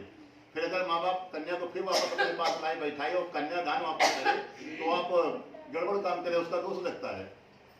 तो इसलिए अब शादी पहले हो माला बाद में हो, तब तो वो नियम पूर्वक हुआ। तो साधु बनिया बताया कि हे देवी, तो हमारे परिवार का यही नियम है कि 5 साल के अंदर ही शादी करना पड़ता है, 5 साल में कथा करनी ही पड़ेगी, और अभी हम लोग इतने बूढ़े नहीं हुए कि संसार छोड़ के जाना पड़ेगा। एक काम करो, भगवान का नाम करुणा निधान है, वो जरूर करुणा करेंगे। और करुणा निधान किसने नाम रखा है मालूम है? सीता जी ने। अपने उत्तर प्रदेश, बिहार और बहुत जगह सनातन धर्म में कोई भी पत्नी अपने पति का नाम नहीं लेती है, तो एजी ओजी से काम चला लेती है, नहीं तो बच्चे हो गए तो उनके पापा बोल करके। तो सीता जी कभी विवाह करके आए तो अभी बिहार के इधर नेपाल साइड गए थे, और अपने सनातन धर्म का नियम है कि पति का नाम नहीं लेना, तो बुलाए कैसे? तो उन्होंने भी कोड वर्ड रखा था करुणा निधान। राम जी को करुणा निधान बुलाया करते थे, तो बोले करुणा निधान को बुलाया जा रहा है, तो राम जी समझ जाते थे कि सीता माता ने हमको बुलाया है, और फिर इसी तरह सीता जी को बुलाया करती थी। तो इसी तरह साधु बनिया विचार किया जब इसका विवाह करना है 5 साल बाद, उसी में कथा। एक काम करो देवी, चलो फिर से भगवान से क्षमा मांग के आ जाते, वो करुणा निधान है, जरूर क्षमा कर देंगे। भगवान को बता देंगे कि बुढ़ाने में संतान हुई है, हमारी बहन बेटियां सब आएंगे, उनको खिलाएंगे पिलाएंगे, नगर के सेठ साहूकार हैं, नगर वासियों को खिलाने में भी बहुत धन खर्चा हो जाएगा, पूजा करेंगे तो अलग से लगेगा। तो भगत से काम है कि भगवान से माफी मांग लेते हैं, प्रभु इस बार भी हमको छोड़ दो, जब बेटी का विवाह करेंगे तो उसमें पक्का आपको पहले बुला लेंगे घर में, आपका पूजन अभिषेक कर लेंगे, उसके बाद ही विवाह का कार्य आगे बढ़ाएंगे। पत्नी को लिया, मंदिर पहुंचा, भगवान से क्षमा मांगी, फिर वापस आ गया। अब सेठ जी व्यापार करने के लिए चले गए वापस, 5 साल बाद फिर से वापस घर आए, तो देखा कि आज सेठ की बेटी बड़ी हो गई है और बाहर दरवाजे के सामने अपना खेल रही थी लड़कियों को बुला करके। आपके जैसा तो है नहीं कि घर के बाहर बच्चे लोग नहीं जाएंगे, लैपटॉप और मोबाइल खेलेंगे, पहले तो मिट्टी वगैरह के खिलौना बना करके सब खेलते थे बच्चे, तो उसी तरह सहेलियों को बुला करके दरवाजे के बाहर खेल रही थी। सेठ जी 5 साल बाद आए और देखा कि अब हमारी बेटी बड़ी हो चुकी है, अब इसका विवाह करना चाहिए। एक अपने दूत को बुलाया और आदेश दिया कि हमारी लड़की के लिए कोई सुएगर आप ढूंढ करके लाइए। साधु की आज्ञा पा करके जो उनके नौकर लोग, दूत लोग थे, और ढूंढते ढूंढते कहाँ गए? कांचनपुर नामक नगर। और जो आज हम लोग कलकत्ता के नाम से उसको जानते हैं, पहले उसका नाम था कांचनपुर, एक नगर था वो। तो वहां पर गए हैं, वहां पर खोजभाल करने के बाद एक बढ़िया सा व्यापारी का लड़का मिला, बड़ी पुत्र, उसको लेकर के लाए और साधु बनिया के पास लाया गया। साधु बनिया को भी लड़का पसंद आ गया, बड़ा सुंदर लड़का है, इसके साथ अपनी बेटी का विवाह कर देना चाहिए। बेटी के विवाह की तैयारी हुई, लड़के को अपने पास में रखा, घर पर उसके संदेशा दिया गया कि आप बारात लेकर के आइए। और फिर आज सेठ जी ने शादी में हजारों काउंटर खाने के लगवा दिए, बढ़िया बढ़िया खाना, महंगा महंगा टेंट हाउस, वीआईपी, सारी व्यवस्था सजा दी कि संसार वाले हमको जाने के बहुत बड़ा आदमी है। और आज ऊपर से भगवान देख रहे थे, बड़े दुखी हुए कि देखो बनिया को, हमने ही इसको धन दिया है और हमारे लिए इसके पास पैसे नहीं है, और अपने समाज में सबसे बड़ा आदमी बनने के लिए, दिखाने के लिए हजारों काउंटर खाने पीने के, टेंट हाउस, ये सारी व्यवस्था बना लिया है। और भगवान दुखी होकर के श्राप दे दिया कि आज के बाद तुम्हें दारुण दुख प्राप्त मिलेगा। आज से कहा कि तुम्हें दारुण दुख प्राप्त मिलेगा। भगवान श्राप दे करके साधु बनिया को चले जाते हैं, और यह संसार के सभी मनुष्यों का वही नियम है। खड़ा रहेगी तो आज वही सब लोग बड़ी सब रिकॉर्ड हो रहा है, पूरा दुनिया देखेगा। कुछ बोलो नहीं माइक हाँ, आप काम करिए, बाकी लोग कुछ मत बोलिए, सबको रिकॉर्ड हो रहा है, जो बोल रहे हैं, चल रहे हैं, बोल रहे हैं, सब कुछ जा रहा है उसमें। तो साधु बनिया भगवान से क्षमा मांग ली है, नहीं शादी के में खूब धन खर्चा किया, और संसार में 90% या 98% लोग यही करता है। कितना लोग तो सत्यनारायण का कथा ही नहीं जीवन में सुना है। एक आदमी 90 साल का हो गया था और कहीं कथा हो रही थी, कथा सुना, उसको बहुत आनंद है, बोला कि आज तक हमने भगवान सत्यनारायण की कथा ही नहीं सुनी थी, और 10 फैक्ट्रियां उसके पास, धन की कोई कमी नहीं है, परंतु जब तक इनकी कृपा नहीं हो कोई भी काम इनका नहीं कर सकता, जब तक वो नहीं चाहें। आप उनके मंदिर के सामने से ही जाओगे, आपके पास टाइम नहीं रहेगा जब तक वो नहीं चाहेंगे, आप निकल जाओगे कि लेट हो रहा है, आगे बढ़ना है।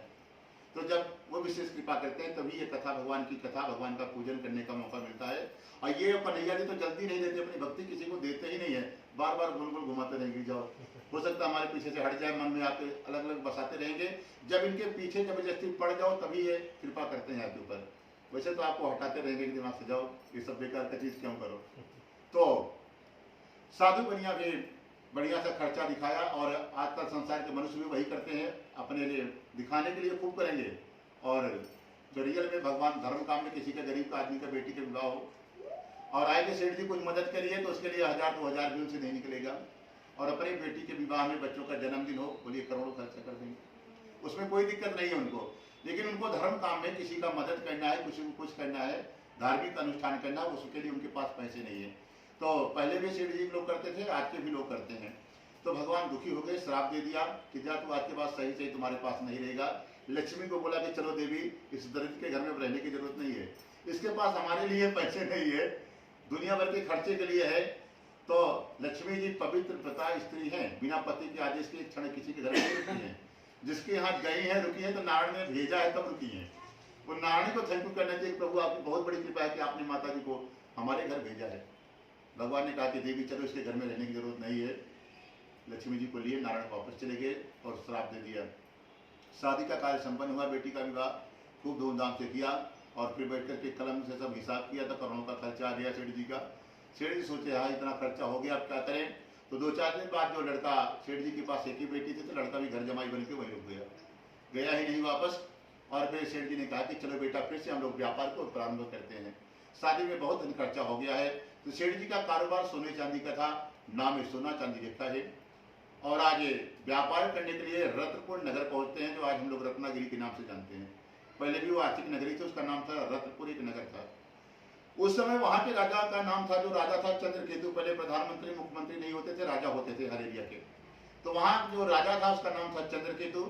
उसके नगर में सेठ जी व्यापार करने के लिए गए, व्यापार कर ही रहे थे। 2-4 दिन बीता था, भगवान की इच्छा हुई इस बनिया को श्राप दिए हैं, तो इसको भी परेशान भी करना चाहिए, क्योंकि हानि लाभ जीवन मरण जस अवजस विधि हाथ, 6 चीज भगवान ने अपने पास में रखा है। किसको बिजनेस में हानि कराना है, किसको लाभ देना है, किसको सुखी रखना है, किसी को दुखी रखना है। सब चीज भगवान के इशारे से ही होता है। और एक भगवान की जिसकी दोस्ती भगवान से है, जीवन में एक रिश्ता भगवान से सबको बनाना है। नहीं बनाए हैं तो बना लीजिएगा। भाई की कमी है तो भाई बना लो, दोस्त नहीं है तो दोस्त बना लो, माता पिता जो भी उनको मानना चाहते हो मान लो। भगवान मत मानिए, भगवान मानोगे तो डरोगे कि तो भगवान है। भगवान को मानिए मत, अपना दोस्त मानिए, उससे बात करिए। एक रिश्ता भगवान का होना चाहिए संसार में। यदि रहना है आपको सुखी, कोई परेशानी संकट नहीं है, तो उनसे दोस्ती करना ही करना है, और कोई रास्ता नहीं है। क्योंकि भगवान और भगवान की माया दोनों एक साथ धरती पर आए थे। कृष्ण भगवान और भगवान की माया, युग माया, जो आज विंध्याचल में निवास करती है, दोनों एक ही साथ धरती पे आए थे। अब आपको भगवान की माया पकड़ना है या भगवान पकड़ना है? माया पकड़ोगे तो फंस जाओगे, भगवान को पकड़ना है तो आप उद्धार हो जाएगा। तो भगवान के जुड़े रहेंगे तो कभी कोई जीवन में संकट आएगा ही नहीं। और कुछ आया तो उनसे कह सकते हो क्यों ऐसा कर रहे हो। जो रिश्ता बनाए हो तो रिश्ते की हैसियत से, रिश्ता नहीं बनाए हो तो नहीं सुनेंगे। तो साधु बनिया वापस है, व्यापार कर रहा था, भगवान के श्राप लगा था इसको। तो जिस नगर में रहता था राजा चंद्रकेतु के घर में ही भगवान ने चोरी आज करा दी। चोरी करके चोर राजा का सोना चांदी लेकर के भाग रहा था। भगवान ने सिपाहियों को भी खबर करा दिया, सिपाही का भेष बना करके सिपाही पकड़ने के लिए दौड़े हैं। चोरों को मालूम चल गया कि हमारे पीछे राजा के सिपाही लग गए हैं, अब जान बचाना पहले जरूरी है, बात जान बच गई तो धन आगे दिन चुरा लेंगे। तो धन लेकर के भाग ही रहे थे, तो रास्ते में एक नाव दिखाई पड़ी, वो साधु बनिया की थी। उसी नगर में रुका हुआ था, रात के समय सो रहा था। चोरों को लगा कि लगता है खाली नाव पड़ी है, पहले इसमें धान छिपा गए, जितना भी सोना चांदी है रख करके जान बचा ले, जान बच जाएगी तो सुबह अकेले लेंगे सोना चांदी, पहले जान बचाना हमारा काम है। सारा सोना चांदी रख करके इधर उधर सब छिप गए। साधु बनिया सो ही रहा था नाव के बगल में, क्योंकि उसके नाम में भी सोना चांदी भरा था, तो छोड़ करके कहीं दूर जा नहीं सकता था। और पीछे से सिपाही दौड़ते हुए आए, देखा कि लगता है यही दोनों चोर हैं। 2-2 लात खींच के मारा। उसके बाद फिर जगह अचानक साधु बनिया तो सही सही सो रहा था, और सिपाहियों को लगा कि यही दोनों चोर हैं, जानबूझ के सो रहे हैं। जो भी सिपाही आए वही 2 लात खींच के मार खड़ा हुआ, किसी देर आंख मिलते हुए साधु बनिया। तो एक ने कहा कि भैया पहले मत मारो, परिस्थिति तो हो जाए, चोरी है कि नहीं है, नहीं हो सकता कोई और हो। तो एक ने कहा बोले तलाशी लिया जाए। क्योंकि चोर होगा तो हमारे आगे आगे ही भी भाग रहा था, क्योंकि पहले जमाने में लाइट का भी नहीं खोज हुआ था, सब चंद्रमा के भरोसे काम होता था, रात का समय, रात चोरी रात में ही होती है। तो सिपाही भी नहीं समझ पाए तो बोले तलाशी ले लो, यदि राजा का धन मिल जाएगा तब समझ लो पक्का यही चोर है। तलाशी लिया, चोर सारा धन उसी के नाम में रखे गए थे, मिल गया। फिर पकड़ करके, जैसे सनी देओल की कौन सी फिल्म है इंडियन, नेताजी को पकड़ के सब लोग मारता है कि लास्ट में बोलता है कि हम भी 2 लाख मार ले। तो सामने उसी तरह सिपाहियों ने साधु बनिया के ऊपर हाथ साफ किया, बढ़िया से खूब पिटाई हुई, हाथ में हथकड़ी लगाई गई, घसीटते हुए राजा के पास लाया गया कि राजा जो आप क्या वो कुंभकर्ण का ध्यान हो रहा है तो राजा के पास लाया गया बंदी बना करके। और आज साधु बनिया बार बार सफाई दे रहा है तो हमको खुद नहीं मालूम है तुम्हारा धन हमारी नाम में कैसे आया। हम लोग व्यापारी हैं, पहले से हमारे पास इतना सोना चांदी रखा, हम चोर नहीं है, परंतु जहाँ पर कृपा राम की हुई तहाँ पर कृपा करे सब कोई। जब तक भगवान की कृपा है तभी तक आप कुछ भी बोलोगे आपकी बात मानी जाएगी कि आप सत्य बोल रहे हैं। और जब भगवान की कृपा हो जाए 100% सत्य बोले तभी आपको झूठा ही लोग मानेगा, क्योंकि भगवान की माया है, उनकी कृपा आपके ऊपर हट गई तो कोई आपको नहीं मानने वाला। उसी सभा में जाते थे आप, कुर्सी लोग छोड़ करके आपको बैठाता था, भगवान की कृपा हट जाएगी आप खड़े रहिए, आपको कोई देखने वाला नहीं है। तो आपका वैभव नहीं है, भगवान की कृपा आपके ऊपर है, तब उसका आपका सम्मान हो रहा है हर जगह। आज साधु बनिया के ऊपर भगवान की कृपा हट गई है, वही सेठ है। जहां समाज में जाता था 10 लोग उसको देखते थे, सेठ जी जाते, सेठ जी जाते। आज हाथ जोड़ करके राजा के सामने जूता लात खा रहा है, मार खा रहा है, सफाई दे रहा है, कोई सुनने को तैयार नहीं है। राजा ने कहा कि सबसे पहले इसका सारा धन छीन लिया जाए, क्योंकि हो सकता है ये कोई समुद्री चोर होगा, खाली सोने चांदी का चोरी करता है, रात को छोड़ देंगे तो फिर किसी के यहाँ लूट लेगा ये, इसको तुरंत जेल में डाला जाए, सारा धन छीना जाए। सारा धन छीन लिया गया। और अगले दिन साधु बनिया जो घर पर गोडाउन में रख के आया था सोना चांदी, वहां पर भगवान ने चोरी करा दी। क्योंकि लक्ष्मी किसकी है? सिर्फ नारायण की है। लक्ष्मी किसी के घर में आ जाए तो लक्ष्मीपति खुद नहीं बनना है, क्योंकि वो पति बता स्त्री है, नारायण के अलावा किसी को पति नहीं मानती हैं। और देवी जी आ जाए तो उनको बेटी रूप में ही मानना चाहिए। का पूजा पाठ करिए, सम्मान करिए, और जहाँ भी भगवान की कथा पूजा हवन हो वहां पर थोड़ा सा जाके अर्पण करके आ जाइए। तो लक्ष्मी का विदा करना होगा, बेटी का विदा करना। लक्ष्मी पति कभी नहीं बनना है, लक्ष्मी को हमेशा बेटी बना करके रखना है, तो हमेशा वो धन आपको बढ़ता रहता है, क्योंकि भगवान के कार्य में लगाए। किसी गरीब के कन्या का विवाह हो रहा है, वहां बिना आपको बुलाया है, नहीं बुलाया है, 1000, 2000, 500, 10,000 जितना भी आपकी शक्ति है, बिना बुलाए जाके मदद करके आ जाइए। तो बेटी को विदा करना हुआ। जो दूल्हा आता है वो नारायण स्वरूप में विष्णु भगवान का रूप माना जाता है। तो भगवान प्रसन्न रहते हैं, लक्ष्मी और बढ़ती है। और साधु बनिया घर में भी चोरी हो गई, खाने पीने का अनाज सोना चांदी वहां से चला गया, जो पास में था सब नष्ट हो गया। क्योंकि लक्ष्मी जब नारायण के पास चली गई तो सारा धन वैभव अपने आप नष्ट हो जाएगा, सब समाप्त हो गया। सेठ जी 0 हो गए, क्योंकि जब तक भगवान की कृपा है तभी तक सब कुछ है। वो तो भगवान से सीधे पंखा ले लिया तो कहाँ वो सुखी रहेगा। तब 2-3 दिन बाद माँ बेटी को बड़ी भूख लगी, घर में खाने का भी कुछ चोरों ने नहीं छोड़ा, क्योंकि भगवान की इच्छा थी कि सब कुछ लेके चले जाओ। भगवान की चोर आए थे तो कहाँ कुछ छोड़ेंगे, कुछ भी नहीं छोड़ा, न पैसा न खाने का अनाज। और इधर ये तड़फड़ा रही है बिना अनाज के। तो माँ बेटी ने विचार किया कि भिक्षा मांगना चाहिए, क्योंकि आज भगवान कब किसको भिखारी बना दे और भिखारी को राजा बना दे। देश के प्रधानमंत्री हैं, भिखारी से राजा, और जो राजा रोड पे दौड़ा दिए। तो ये सब इनकी लीला है, कब किसको रोड पे दौड़ा दे, पूरे भारत में दौड़ा दे, और कब जो भिखारी आदमी है उसको कुर्सी पे बैठा दे। इनकी लीला बहुत अपरंपरा है। ये सब जीवन में उतार चढ़ाव ये करते ही रहते हैं, यही सब काम ही करना इनका जिम्मेदारी है। ये लीला अपनी रचते रहते हैं। तो आज साधु बनिया भिखारी हो गया, उसकी माँ बेटी भूख नहीं बर्दाश्त हुई, तो आज नगर में भीख मांगने के लिए जा रही है। कल के इतने बड़े सेठ आज रोड पे भीख मांगने के लिए जा रहे थे, नगर वाले देखे और हंसे, ये तो इतना बड़े सेठ थे आज भीख मांग रहे हैं। परंतु भूख ऐसी चीज है, बर्दाश्त नहीं हुआ तो भिक्षा मांगना पड़ता था, क्योंकि धन भी नहीं है, कुछ मांग भी नहीं सकते, तो मजबूरी भिक्षा मांगना था। इसी तरह प्रतिदिन शाम को लाती है माँ बेटी, पकाती खाती है।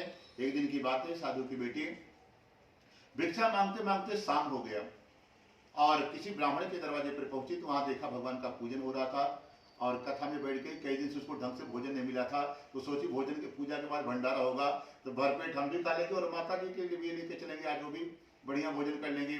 कथा समाप्त हुआ, भोजन प्रसाद लिया और फिर रात को घर पहुंची। तो आज साधु की पत्नी बहुत डांट रही, करे बेटी तेरे दिमाग में क्या चल रहा है, अभी तक तो तू 5-6 बजे तक वापस आ जाते थे, आज 9 बजे रात तक कहाँ रही। बहुत डांटी तो उसने हाथ जोड़ करके कहा कि हे माता, एक ब्राह्मण के घर गई थी भिक्षा मांगने, वहां कथा हो रहा था। कथा में ये बताया गया था कि जब तक कथा में सम्मिलित हो जाए तो भगवान का प्रसाद चना ना मिल जाए तब तक वहां से उठ करके नहीं जाना चाहिए। तो अभी कथा पूर्ण हुई, प्रसाद मिला तो वापस आ रही है। तब उनकी माँ को भी याद आ गया कि बेटी, तुम्हारे पैदा होने के पहले से तुम्हारे पिताजी ने हमने संकल्प लिया था भगवान का पूजन करने का, आज तक हम लोगों ने पूजा नहीं किया, कहीं भगवान तो नहीं नाराज हो गए हैं? क्योंकि इतना बड़ा सेठ जिसका सोने चांदी का गोडाउन कारोबार नौकर हो आज भीख मांगे, ऐसे तो हो ही नहीं सकता। लगता है भगवान ही नाराज हो गए हैं। चलो जो कुछ भी हो गया बेटी, कल हम लोग दोनों भिक्षा मांगने के लिए चलते हैं। जितना धन मिलता है भगवान के लिए बढ़िया पूजन सामग्री लाते हैं, ब्राह्मण की व्यवस्था करते हैं, घर पर भगवान का पूजन कल कर लेते हैं, जैसे भी करते हैं छोटे रूप में ही कर लेंगे। आज माँ बेटी भगवान के पूजन का संकल्प लेकर के नगर में भिक्षा मांगने के लिए गई हैं। भिक्षा में बहुत सा धन प्राप्त हो गया, जिससे बढ़िया बढ़िया पके केले के फल, शक्कर, घी, दूध, दही, गेहूं का चूर्ण आदि लाया है। सुबह से शाम तक व्रत रखा, शाम के समय पूजा किया, भगवान से क्षमा मांगी कि हे भगवान, मुझसे या मेरे परिवार से किसी से भी, घर से किसी का कोई भी अपराध हो गया हो तो प्रभु सबकी तरफ से हम लोग क्षमा मांगते हैं, हमारे अपराध को क्षमा करें। और एक काम करिए, हमारा पति और जमाई आज कई वर्ष बीत गया, हमको ये भी नहीं खबर है कि लोग जीवित है कि नहीं है। प्रभु आप तो घट घट में वास करते हो, हर समय हर जगह रहते हो, आपको सब कुछ मालूम है। एक बार जिस दशा में जहां भी हो उनको वापस भेज दो। इसी संकल्प के साथ भगवान का पूजन किया। भगवान उस पूजा से संतुष्ट हुए। पूजा के बाद विसर्जन किया गया कि जो जहां से देवता हैं सब लोग अपने अपने स्थान को गए, भगवान नारायण नहीं गए, क्योंकि प्रसन्न थे, इनकी रक्षा करनी है। तो जहां पर साधु बनिया जेल में बंद था, उस नगर में भगवान रत्नपुर नगर पहुंचते हैं। और वहां का राजा चंद्रकेतु, जब रात में राजा सोया तो भगवान स्वयं जाकर के सपने में उसको दर्शन दिया। दर्शन देकर के कहा कि हे राजन, जिन दोनों वैष्णव को आपने बंदी बनाया हो वो दोनों बहुत बड़े व्यापारी हैं, और कोई चोर और था, चोरी करके इनके नाम में आपका धन रख दिया, तो आप इन्हीं को चोर समझ बैठे हैं। एक काम करो, सुबह होते इनको जेल से छोड़ देना है, जितना धन लिया है उससे दोगुना धन देकर के आदर के साथ विदा कर देना, क्योंकि लोग बनिया जात के अभी फ्री होते तो दोगुना धन को कर दिए होते। अब तुम्हारी जिम्मेदारी है कि इनके धन को दोगुना कर देना है और नए नए कपड़े दे देना है और अपने नगर से विदा कर देना। यदि ऐसा नहीं करोगे तो अगले दिन आपके पुत्र को और आपके पूरे राज्य को हम स्वयं नष्ट कर देंगे। भगवान सपने में ही राजा को बता करके चले गए। राजा स्वप्न से जागा है, सभा में गया, मंत्रियों को एक सभा बुलाई और बताया कि आज हमने ऐसे ऐसे सपना देखा है, क्या करना चाहिए। तो मंत्रियों ने कहा कि साक्षात नारायण आए थे, जैसे भी आपको आदेश दिए आप वैसे कर देना, अब दोगुना धन देने की चिंता मत करो और अपने बेटे को बचाओ, क्योंकि वो भगवान अगर सही सही सत्य घटना होगी तो क्या करोगे, इसलिए जेल से छुड़ाया जाए। आज साधु बनिया को समाचार मिला कि कल तुमको सभा में राजा ने बुलाया है। तो वहां का राजा भी योगी बाबा की तरह राजा था, बड़ा सख्त था। चोर जो साधु बनिया था डर गया, लगता है कि क्योंकि राजा का धन तो मिला है, चोरी सिद्ध हो गई है, कल फांसी पे चढ़ाएगा लगता है। तो रोने लगा साधु बनिया, डरा डरा सुबह हुआ, किसी तरह पूरी रात रोता रहा। सभा में हथकड़ी में बांध करके लाया गया, राजा को प्रणाम किया। फिर राजा कुर्सी से खड़े होकर के हाथ जोड़ करके प्रणाम करता है और कहा कि हे महानुभावों, भावी में तुम्हें इतना दुख प्राप्त हो गया तो हमारी तरफ से कोई भय नहीं है। तुरंत उनको नए नए वस्त्र आभूषण पहनाए गए, जैसे भगवान का आदेश था कि इनको नए नए कपड़े दिए जाएं। तो पहले तो प्रणाम किया, फिर नए नए कपड़े मंगाया, दोगुना धन मंगाया और दे करके अपने नगर से विदा कर दिया कि हे महाराज, आप लोग जितना जल्दी हो सके हमारे नगर को छोड़ दीजिए, तभी हमारी भलाई है। और साधु बनिया अपने घर के लिए यात्रा करता है। बोलो सत्यनारायण भगवान की जय। ओम श्रीमन्नारायण नारायण नारायण भजमनि नारायण नारायण नारायण विष्णु नारायण नारायण नारायण गोविंद नारायण नारायण नारायण हरि नारायण नारायण नारायण। बोलो सत्यनारायण भगवान की जय। चलो आदि चतुर्थो अध्याय। तो आज आराम से पहले टेंशन छोड़ी, भगवान को पूजा करी, क्यों लग गए ध्यान आ, कोई बात नहीं, हो जाएगा। चलिए आश्रम चतुर्थो अध्याय। भगवान ने आज जब नाराज हो गए तो सब कुछ ले लिया है और घर वालों ने भगवान का पूजा करके भगवान से क्षमा मांग ली, तो बिना व्यापार के भगवान ने धन को दोगुना कर दिया, जैसे भी छुड़वा दिया। और भगवान की इच्छा हुई कि जो धन वाले होते हैं उनके दिमाग में चलता क्या, किसी को फ्री का धन मिल जाए तो उसके दिमाग में क्या चलता है, चलो परीक्षा लिया जाए, इसका जानते हैं कि कैसे चलता है मनुष्य के जीवन में। तो भगवान ने क्या किया, फटे पुराने कपड़े पहन लिए, एक ब्राह्मण का भेष बनाया, हाथ में माला झोली लिया, टीका चंदन लगाया और डंडी लेकर के, माला झोली लेकर के धीरे धीरे साधु बनिया के पास जाकर के भगवान प्रकट हो गए। और जाते ही साधु बनिया से भगवान ने प्रश्न किया कि तेरी नाम में क्या रखा हुआ है। भगवान जो देते हैं वही पूछते हैं, भगवान से दुनियादारी से कोई मतलब नहीं है। तो भगवान ने दिलाया तो सोचे पूछते देखो क्या बताता है बनिया। जैसे भगवान ने पूछा तेरी नाम में क्या रखा है, भगवान को ही जोर से डांटा, अरे दरिद्र ब्राह्मण क्यों पूछता, क्या धन लेना चाहता है, मेरी नाम में बेल पत्ता भरा हुआ है। भगवान ने कहा तुम्हारा वचन सत्य हो जाए, तुरंत आशीर्वाद दे दिए। सारा सोना चांदी 2 मिनट में बेल पत्ता हो गया। सेठ जी को कोई खबर नहीं है। और फिर भगवान आशीर्वाद देकर के थोड़ी दूर आगे बढ़ गए। जब आगे बढ़ गए तो साधु ने नाव की तरफ मुड़ करके देखा तो नाव ऊपर आ गई, क्योंकि सोना चांदी वजन सा दबी थी, बेल पत्ता भर गया, ऊपर आ गए। सेठ जी बड़े चिंतित हुए और देखते ही मूर्छित हो गए, गिर पड़े खड़े खड़े कि अच्छा इतनी जल्दी कौन सोना लेकर के बेल पत्ता रख करके भाग गया हमारी नाव में, अभी थोड़ी देर इधर घूमे थे। तो काफी देर बाद जब मूर्छा खुला तो साथ में जो जमाई था कहता है कि वो लगता है वो जो ब्राह्मण बन करके आए हैं कोई ब्राह्मण नहीं है, कोई दिव्य महापुरुष है। अब एक काम करो तो जाओ उनके पैर पकड़िए, उनके चरणों में जाइए, क्षमा मांगिए, तभी आपकी मनोकामना पूरी होगी। नहीं जितना धन आपने एक क्षण में गंवा दिया है, कई जन्म लग जाएंगे तब भी नहीं कमा पाओगे। और साधु बनिया अपने जमाई के समझाने के बाद त्राहिमाम करके लेट गया भगवान के सामने। तो भगवान के चरणों को देखा तो समझ गए ये भगवान है, क्योंकि भगवान कितना भी वेश बदल लें, शरीर चेहरा सब बदलते हैं, भगवान पर एक चरण कभी नहीं बदलते हैं। चरण वही रखते हैं, बाकी पूरा शरीर भगवान बदल लेते हैं, चरण वही रखते हैं, चरण भगवान का ही रहता है। जैसे भगवान के चरणों में लेटा साधु बनिया दिखे तो भगवान समझ गया, तुरंत हाथ जोड़कर खड़ा हो गया, हे प्रभु हम आपको पहचान गए, आपकी माया ब्रह्मा भी नहीं जान सकते, हम तो साधारण मनुष्य हैं, हम कैसे जान सकते हैं प्रभु, मेरी रक्षा करें। आज के बाद ऐसी गलती नहीं होगी, आज हमने आपको ब्राह्मण समझ करके झूठ बोल बैठे। भगवान ने कहा भैया हमसे क्यों क्षमा मांग रहे, हमने तो कुछ कहा भी नहीं है। बोले नहीं प्रभु हम समझ गए आप कौन है, एक काम करो आज हमने से गलती हो गई है, हमारी नाम में बेल पत्ता नहीं सोना चांदी रखा था, आज हमने झूठ बोल दिया। झूठ बोलना भी साधारण पाप नहीं है, गौ हत्या के बराबर पाप लगता है, इसलिए बिना मतलब के झूठ नहीं बोलना चाहिए। झूठ बोलने से किसी का जीवन हत्या होने जा रही हो, अगर वो बच जाता है तभी पुण्य है। किसी की गरीब कन्या का विवाह आपके झूठ बोलने से हो जाता है तो वहां पाप नहीं लगता है, बाकी और सब जगह पाप लगता है। तो इसलिए साधु बनिया को भगवान ने समझाया कि आज के बाद झूठ मत बोलना, भगवान को वचन दिया कि आज के बाद झूठ नहीं बोलेंगे। कोई भी साधु ब्राह्मण आएगा, कोई गरीब आदमी हमारे पास आएगा तो आज के बाद से हम हर दिन उस सबका मदद करेंगे। तब भगवान ने आशीर्वाद दिया, सारा बेल पत्ता नष्ट हुआ, सोना चांदी हो गया। फिर साधु बनिया नाव में रखा, फिर वापस धीरे धीरे अपने नगर पहुंच गए। नगर पहुंचे तो सोचा अचानक से जाएंगे तो हो सकता है जैसे हमारी दशा हो गई, हमारी पत्नी भी न बेहोश हो जाए, हार्ट अटैक ना आ जाए। तो पहले नाव वाले को भेजा कि आज कई साल बाद हम घर जा रहे हैं, पहले नाव चलाने वाले को भेज दिया कि जाकर के संदेशा दे दो कि सेठ जी आ गए हैं, घर पर आने वाले हैं, संदेशा दिया। तो आज संयोग बस घर पर भी फिर से साधु की पत्नी और बेटी पूजा कर रही थी कि भगवान मेरा पति घर आ जावे, मेरा जमाई घर आ जावे। जैसे समाचार मिला सेठानी जी खड़ी हो गई पूजा से ही, बोले हे बिटिया बाकी का जो पूजा बचा आप तू कर लेना, हम जा रहे अपने पति को देखने, और तू भी पंडित जी को बोलो जल्दी जल्दी 2 मिनट में करा दे, तू भी आ जाना, ज्यादा देर मत करो पूजा, काम हो गया। कि हम लोग इसीलिए कर रहे थे कि हमारा पति वापस आ जाए, जिस दशा में जहां भी वो आ गया तो आ जाओ तुम भी जल्दी। जल्दी जल्दी पत्नी आधी पूजा से भाग गई, बेटी ने भी जल्दी पूजन कराया और पूजा हो गया। तो पंडित जी ने बोला देख बेटे चरणामृत प्रसाद तो लेके जा। पंडित जी को डांटी, अरे पंडित जी बैठे रहो, दक्षिणा बराबर लेना है, तो हम बड़े घर की बेटी है, सेठ जी की बेटी है, आप हमको जानते नहीं हो। पंडित जी बेचारे दक्षिणा कट जाएगा, शांति से बैठे रहे। बोले जाओ देवी पति को लेके आओ, तब तक हम बैठे रहे बेचारे। समुद्र के किनारे पहुंची है तो क्या देखा कि समुद्र में एक लहर आ गई, साधु के जमाई और नाव जल में डूब गई, साधु खाली नाव से उतरा था। जैसे बेटी पहुंचे उसको मालूम है कि हमारा पति ही चला गया समुद्र के अंदर। अब वहां जोर जोर से रोने लगी। कितना दिन बाद ये घर पर आए थे, कौन सा हादसा हमारे साथ हो गया।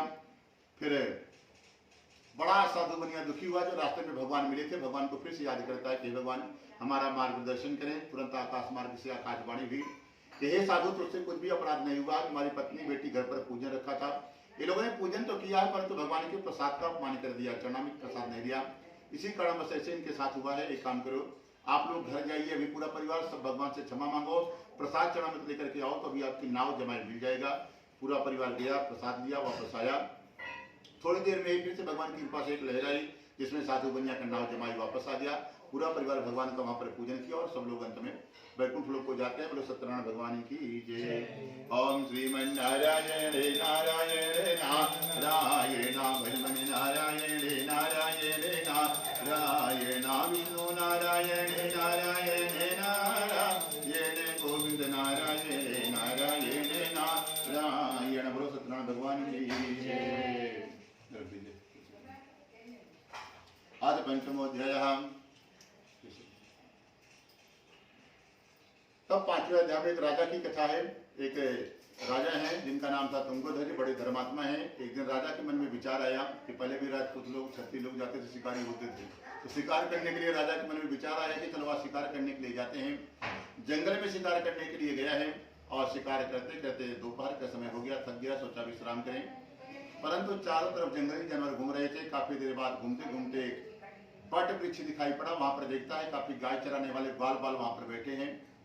तो राजा सुरक्षित जगह देख करके वहां पर गया, वो भी बैठ गया। थोड़ी देर बाद देखता है कि काफी गाय चराने वाले बालक कोई भगवान का पूजा कर रहे हैं। भगवान की मूर्ति रखी है, फल फूल प्रसाद सब बालक घर से लेके आए हैं, पूजा कर रहे थे बैठ करके। राजा वहां पर देख करके भगवान की फोटो को देख करके भगवान के सामने भी सर नहीं झुकाया, भगवान को भी नहीं प्रणाम किया। कभी कभी ज्यादा पढ़ा लिखा होना, ज्यादा धन होना भी गड़बड़ चीज है। तो राजा को इस बार का अहंकार था कि लोग गाय चराने वाले छोटी जात के गरीब आदमी हैं, इनके बीच में हम क्यों जाएं? हम बड़े बढ़िया यूनिवर्सिटी से पढ़े हुए हैं, बड़े घर के बेटे हैं, राजा हैं, क्यों जाएं? वहां पर नहीं गया। और थोड़ी देर में ही बालकों ने क्या किया, जब पूजन पूर्ण हो गया तो सोचा ये राजा है, पहले इसको प्रसाद देते हैं, फिर बाद में हम लोग ग्रहण करेंगे, क्योंकि राजा को भगवान का ही स्वरूप माना जाता है। एक छोटा सा बालक प्रसाद लेकर के राजा को देने के लिए जा रहा है। राजा के मन में वही अहंकार था कि बहुत बड़े आदमी है। उस बालक को डांट करके भगा दिया कि तुम लोग छोटी जाति हो, तुम्हारी हिम्मत कैसी है इनको प्रसाद देने की, तुम्हारे हाथ का हम प्रसाद नहीं लेंगे। और डांट करके भगा दिया। वही प्रसाद रोता हुआ बालक भगवान के चरणों में रख दिया और बैठ करके रोने लगा। भगवान भगत को रोते हुए देख करके फोटो से आंसू आ गई। भगवान खुद रो दिए कि आज हमारे प्रसाद के कारण इसका अपमान हो गया है, और उस आंसू से अग्निदेव प्रकट हो गए। अग्निदेव को भगवान ने आदेश दिया, जाइए। इस राजा को लगता है कि हम बहुत बड़े धन वाले हैं, हमारी पत्नी अच्छी है, बेटा माँ बाप सब बढ़िया धन वाले खूबसूरत हैं, और ये लोग गरीब लोग हैं, तो इसको इस बार का अहंकार है। एक काम करो, जाओ इसके जितने भी हैं सबको चला के मिट्टी में मिला दो। योगी बाबा का डायलॉग कि 2 मिनट में सबको राख कर दो, जाकर के खरीदो। किसी चीज का कभी अहंकार नहीं करना चाहिए। अगर किए तो गया, वो मिट्टी में मिला देते हैं भगवान भी। सारा चीज अग्निदेव पहुंचते हैं, क्षण भर में उसके राज को, पत्नी बेटा माँ बाप जितने हजारों नौकर थे सब जला करके राख कर दिए। सब जल करके सब मिट्टी हो गया। थोड़ी देर बाद राजा पहुंचा, वहां देखा कि हाँ ये क्या हो गया, न हमारी पत्नी है न बेटी है, चारों तरफ कंकाल पड़े हैं, ये क्या हो गया। परंतु वो समझ गया जो हमने भगवान के प्रसाद का अपमान कर दिया, भगवान के भगत का अपमान कर दिया, वही हमारे साथ ऐसा हुआ है। और वो समझ गया कि भगवान के चरण में फिर जाएंगे, क्षमा मांगेंगे तो हो सकता है भगवान प्रदान कर दे हमको फिर से ये सब। तुरंत कुछ 1 सेकंड भी देर नहीं लगा, फिर से जंगल की तरफ भागा है। ग्वाल लोग पूजा पूर्ण करके बैठे थे, उनसे सबके पांव पकड़ के रोया है राजा, सबसे क्षमा मांगी, प्रसाद मांग करके खाया तो भगवान को दया देगी, चलो हमारे भगत से आज इसने क्षमा मांग ली है। भगत इतना छोटा होता है, भगवान उतने जल्दी प्रसन्न हो जाते हैं। अपने प्रमाण में ध्रुव जी प्रहलाद जी को 5 साल 3 साल से ही भगवान साक्षात डायरेक्ट मिलते थे। तो जितनी कम उम्र से भक्ति करोगे उतनी जल्दी भगवान प्राप्त होंगे, जितना लेट करोगे उतना ज्यादा आपको समय लगेगा भगवान से मिलने में। तो भगवान की लीला को समझा, पहुंचा, क्षमा मांगा, तो भगवान प्रसन्न हो गए। और उसके बाद फिर जैसे था राजा जब क्षमा मांग लिया तो भगवान को दया गई, विश्वकर्मा भगवान को भेज दिया, चलो हमारे भक्तों से क्षमा मांग लिया है, अब इसके राज को फिर से वैसे बना दो। विश्वकर्मा भगवान पहुंच करके वैसे पूरा निर्माण कर दिया। राजा पहुंचा, पूरा परिवार को पाकर के फिर प्रसन्न हुआ। फिर घर पर पूजन का आयोजन रखा, अपने भगवान का पूजन किया है। भगवान कहते हैं जैसे तुम हमको भजोगे वैसे हम भजेंगे। भगवान की लीला है कि आप उनसे थोड़ा प्रेम करोगे तो आपको 10 गुना ज्यादा वो आपसे प्रेम करेंगे। और राक्षस लोग भी भगवान का पूजा करते हैं, अब उनका भाव अलग होता है, वो दुश्मनी भाव से करते हैं। आप जिस भाव से जपोगे वैसे भाव से वो आपकी दोस्ती करेंगे और आपसे वो ज्यादा करेंगे। आप थोड़ा सा करोगे तो वो ज्यादा करेंगे। तो दुश्मनी भाव, भगवान को दुश्मन मानते हैं तो भगवान भी उनको दुश्मन मानते हैं। हम लोग भगवान को भगवान मानते हैं, माता पिता प्रार्थना करते हैं, तुम्हें माता च पिता तुम्हें, तुम्हें बंधु च सखा तुम्हें। तो जिस रिश्ता को आप भगवान से जोड़ेंगे वही रिश्ता भगवान आपसे जोड़ेंगे। आप चाहे उनको दुश्मन बना लो, चाहे दोस्त बना लो, चाहे मित्र बना लो, भगवान कहते हैं कि हमको आप सब वाली हरदीप दीजिए फिर भी आपको कोई अपराध नहीं लगेगा। हम आपको अपने वैकुंठ ले जाएंगे, परंतु हमारा जो भगत होगा एक माला करता होगा भगवान का जाप, गले में तुलसी माला पहनता होगा, कभी गलती से भी उसका अपमान मत कर देना। यदि उसका कर दिए तो हम छोड़ेंगे नहीं, आप हमको पर्सनल 250 गाली दीजिए। इसके प्रमाण शिषपाल जी हैं, बिना गाली दिए भगवान को चाय भी नहीं पीते थे, फिर भी भगवान ने अपने धाम को ही ले गए, उसको नरक नहीं जाने दिया।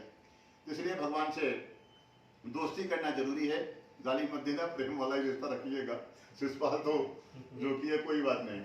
तो इसी तरह भगवान ने कहा कि जो भी मनुष्य इस परम दुर्लभ व्रत को करता है, भगवान की कृपा से उसे कभी जीवन में धन धान्य की कमी नहीं होती है, निर्धन धनवान हो जाता है। जो मनुष्य किसी बंधन में फंसा होता है, बंधन मुक्त हो जाता है, निर्भय हो जाता है और सभी पापों से मुक्त होकर के अंत में परम धाम को जाता है। और जिन्होंने पूछा कि और जिन्होंने पहले जन्म में इस कथा को की है, उनके दूसरे जन्म की कथा बताएं। कहते हैं जो सतानंद ब्राह्मण था वही दूसरे जन्म में सुदामा जी बने हैं। जो काशी का ब्राह्मण था, भिक्षा मांगता था, वही दूसरे जन्म में सुदामा जी बने हैं। और भगवान कृष्ण की परम भक्ति करके वो वैकुंठ को जाते हैं। जो उनका नाम का राजा नदी के किनारे संतान पाने के लिए पूजा किया था, वही दूसरे जन्म में राजा दशरथ बने हैं। भगवान राम के साथ 4 पुत्रों का सुख भगवान ने जाकर के दिया है। और रंगनाथ भगवान का पूजन करके वो भी परम धाम वैकुंठ को जाते हैं। और जो जंगल में ये राजा प्रसाद का अपमान कर दिया, वही दूसरे जन्म में स्वयंभू मनु होते हैं। बहुत से भक्तों को भगवान की भक्ति में लगा करके वो भी वैकुंठ को जाते हैं। जो लकड़हारा था वो दूसरे जन्म में निषाद राज बना है, और उस जन्म में भी उसका लकड़ियों का ही कारोबार था। राजा भले था लेकिन काम मेन व्यापार उसका लकड़ियों का था।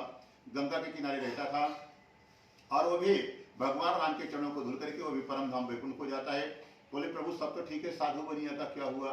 बोले साधु बनिया भी अगले जन्म में जब से भगवान को देख लिया उसी दिन से कंजूसी छोड़ दिया था। और इतना पुण्य, भगवत कथा, राम कथा, सत्यनारायण कथा, रुद्रचंडी, सत्यचंडी, जितने भी मुक्ति के उपाय होते हैं, उन्हें सारा कुछ कह दिया कि हमको नरक नहीं जाना पड़े और जन्म भी मिले तो कहीं अच्छे घर में मिले। तो सारा कंजूसी छोड़ करके इतना दान पुण्य कर लिया कि दूसरे जन्म में वो राजा बना। कर्मण्येवाधिकार रस्ते माँ फलेषु कदाचन। भगवान कर्म का ही फल देते हैं, भगवान से कोई दोस्त है नहीं, कोई दुश्मन है। आप जैसा कर्म करोगे वैसे वो आपको फल देते रहेंगे, खाली वही उनका डिपार्टमेंट काम है। तो इतना दान पुण्य साधु बनिया कर लिया था, दूसरे जन्म में राजा बना। राजा कहा? मगध का, और उसका नाम था मोरध्वज। बड़ा धर्मात्मा राजा बना है। इसके दान की महिमा देवता लोग गाते थे। पूरे भारत में गाई जाती बहुत दानी राजा है।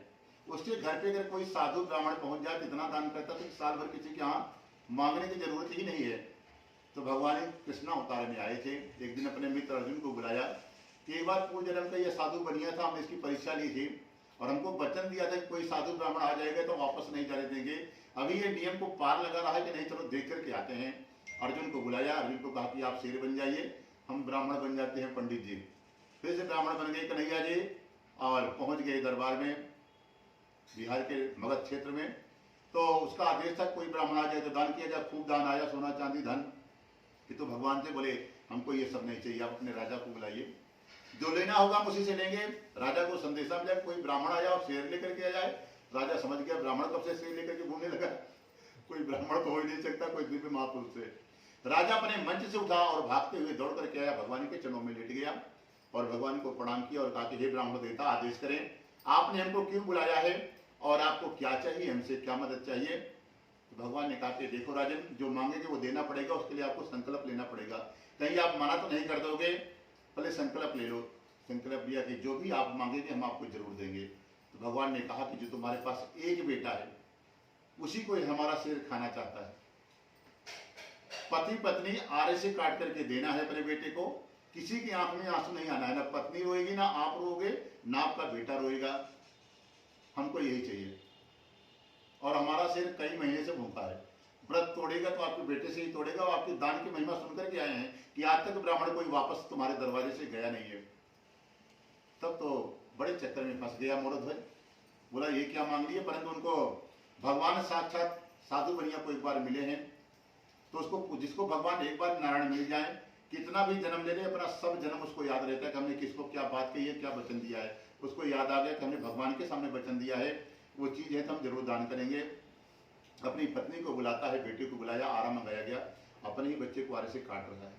तो बच्चे की आंख में आंसू आ गए, भगवान ने देख लिया। राजा को कहा कि हे राजन, हम वापस जा रहे हैं, दान नहीं दे सकते, तुम्हारा बेटा रो दिया। तो छोटा सा बालक हाथ जोड़ करके कहता कि हे महाराज, आप जैसा तेजस्वी ब्राह्मण हमको कब मिलेंगे? और हमको इस बात का दुख नहीं है कि हमारा शरीर कट रहा है कि दान होगा, हमको तो इस बात का दुख था कि खाली आपने दाहिना भाग मांगा था, बायां भाग का क्या करेंगे? आधा शरीर किस काम का है? और आप जैसा ब्राह्मण अगर उसको भी ले लेते तो हमारा पूरा शरीर दान हो जाता, हमारा हमारा जीवन धन्य हो जाता। जब ऐसी बात छोटा सा बालक हाथ जोड़ करके भगवान को कहा, भगवान प्रसन्न हो गए और शंख चक्र गदा लेकर के प्रकट हो गई इसी तरह कि हम साक्षात नारायण हैं, हम कोई ब्राह्मण नहीं है।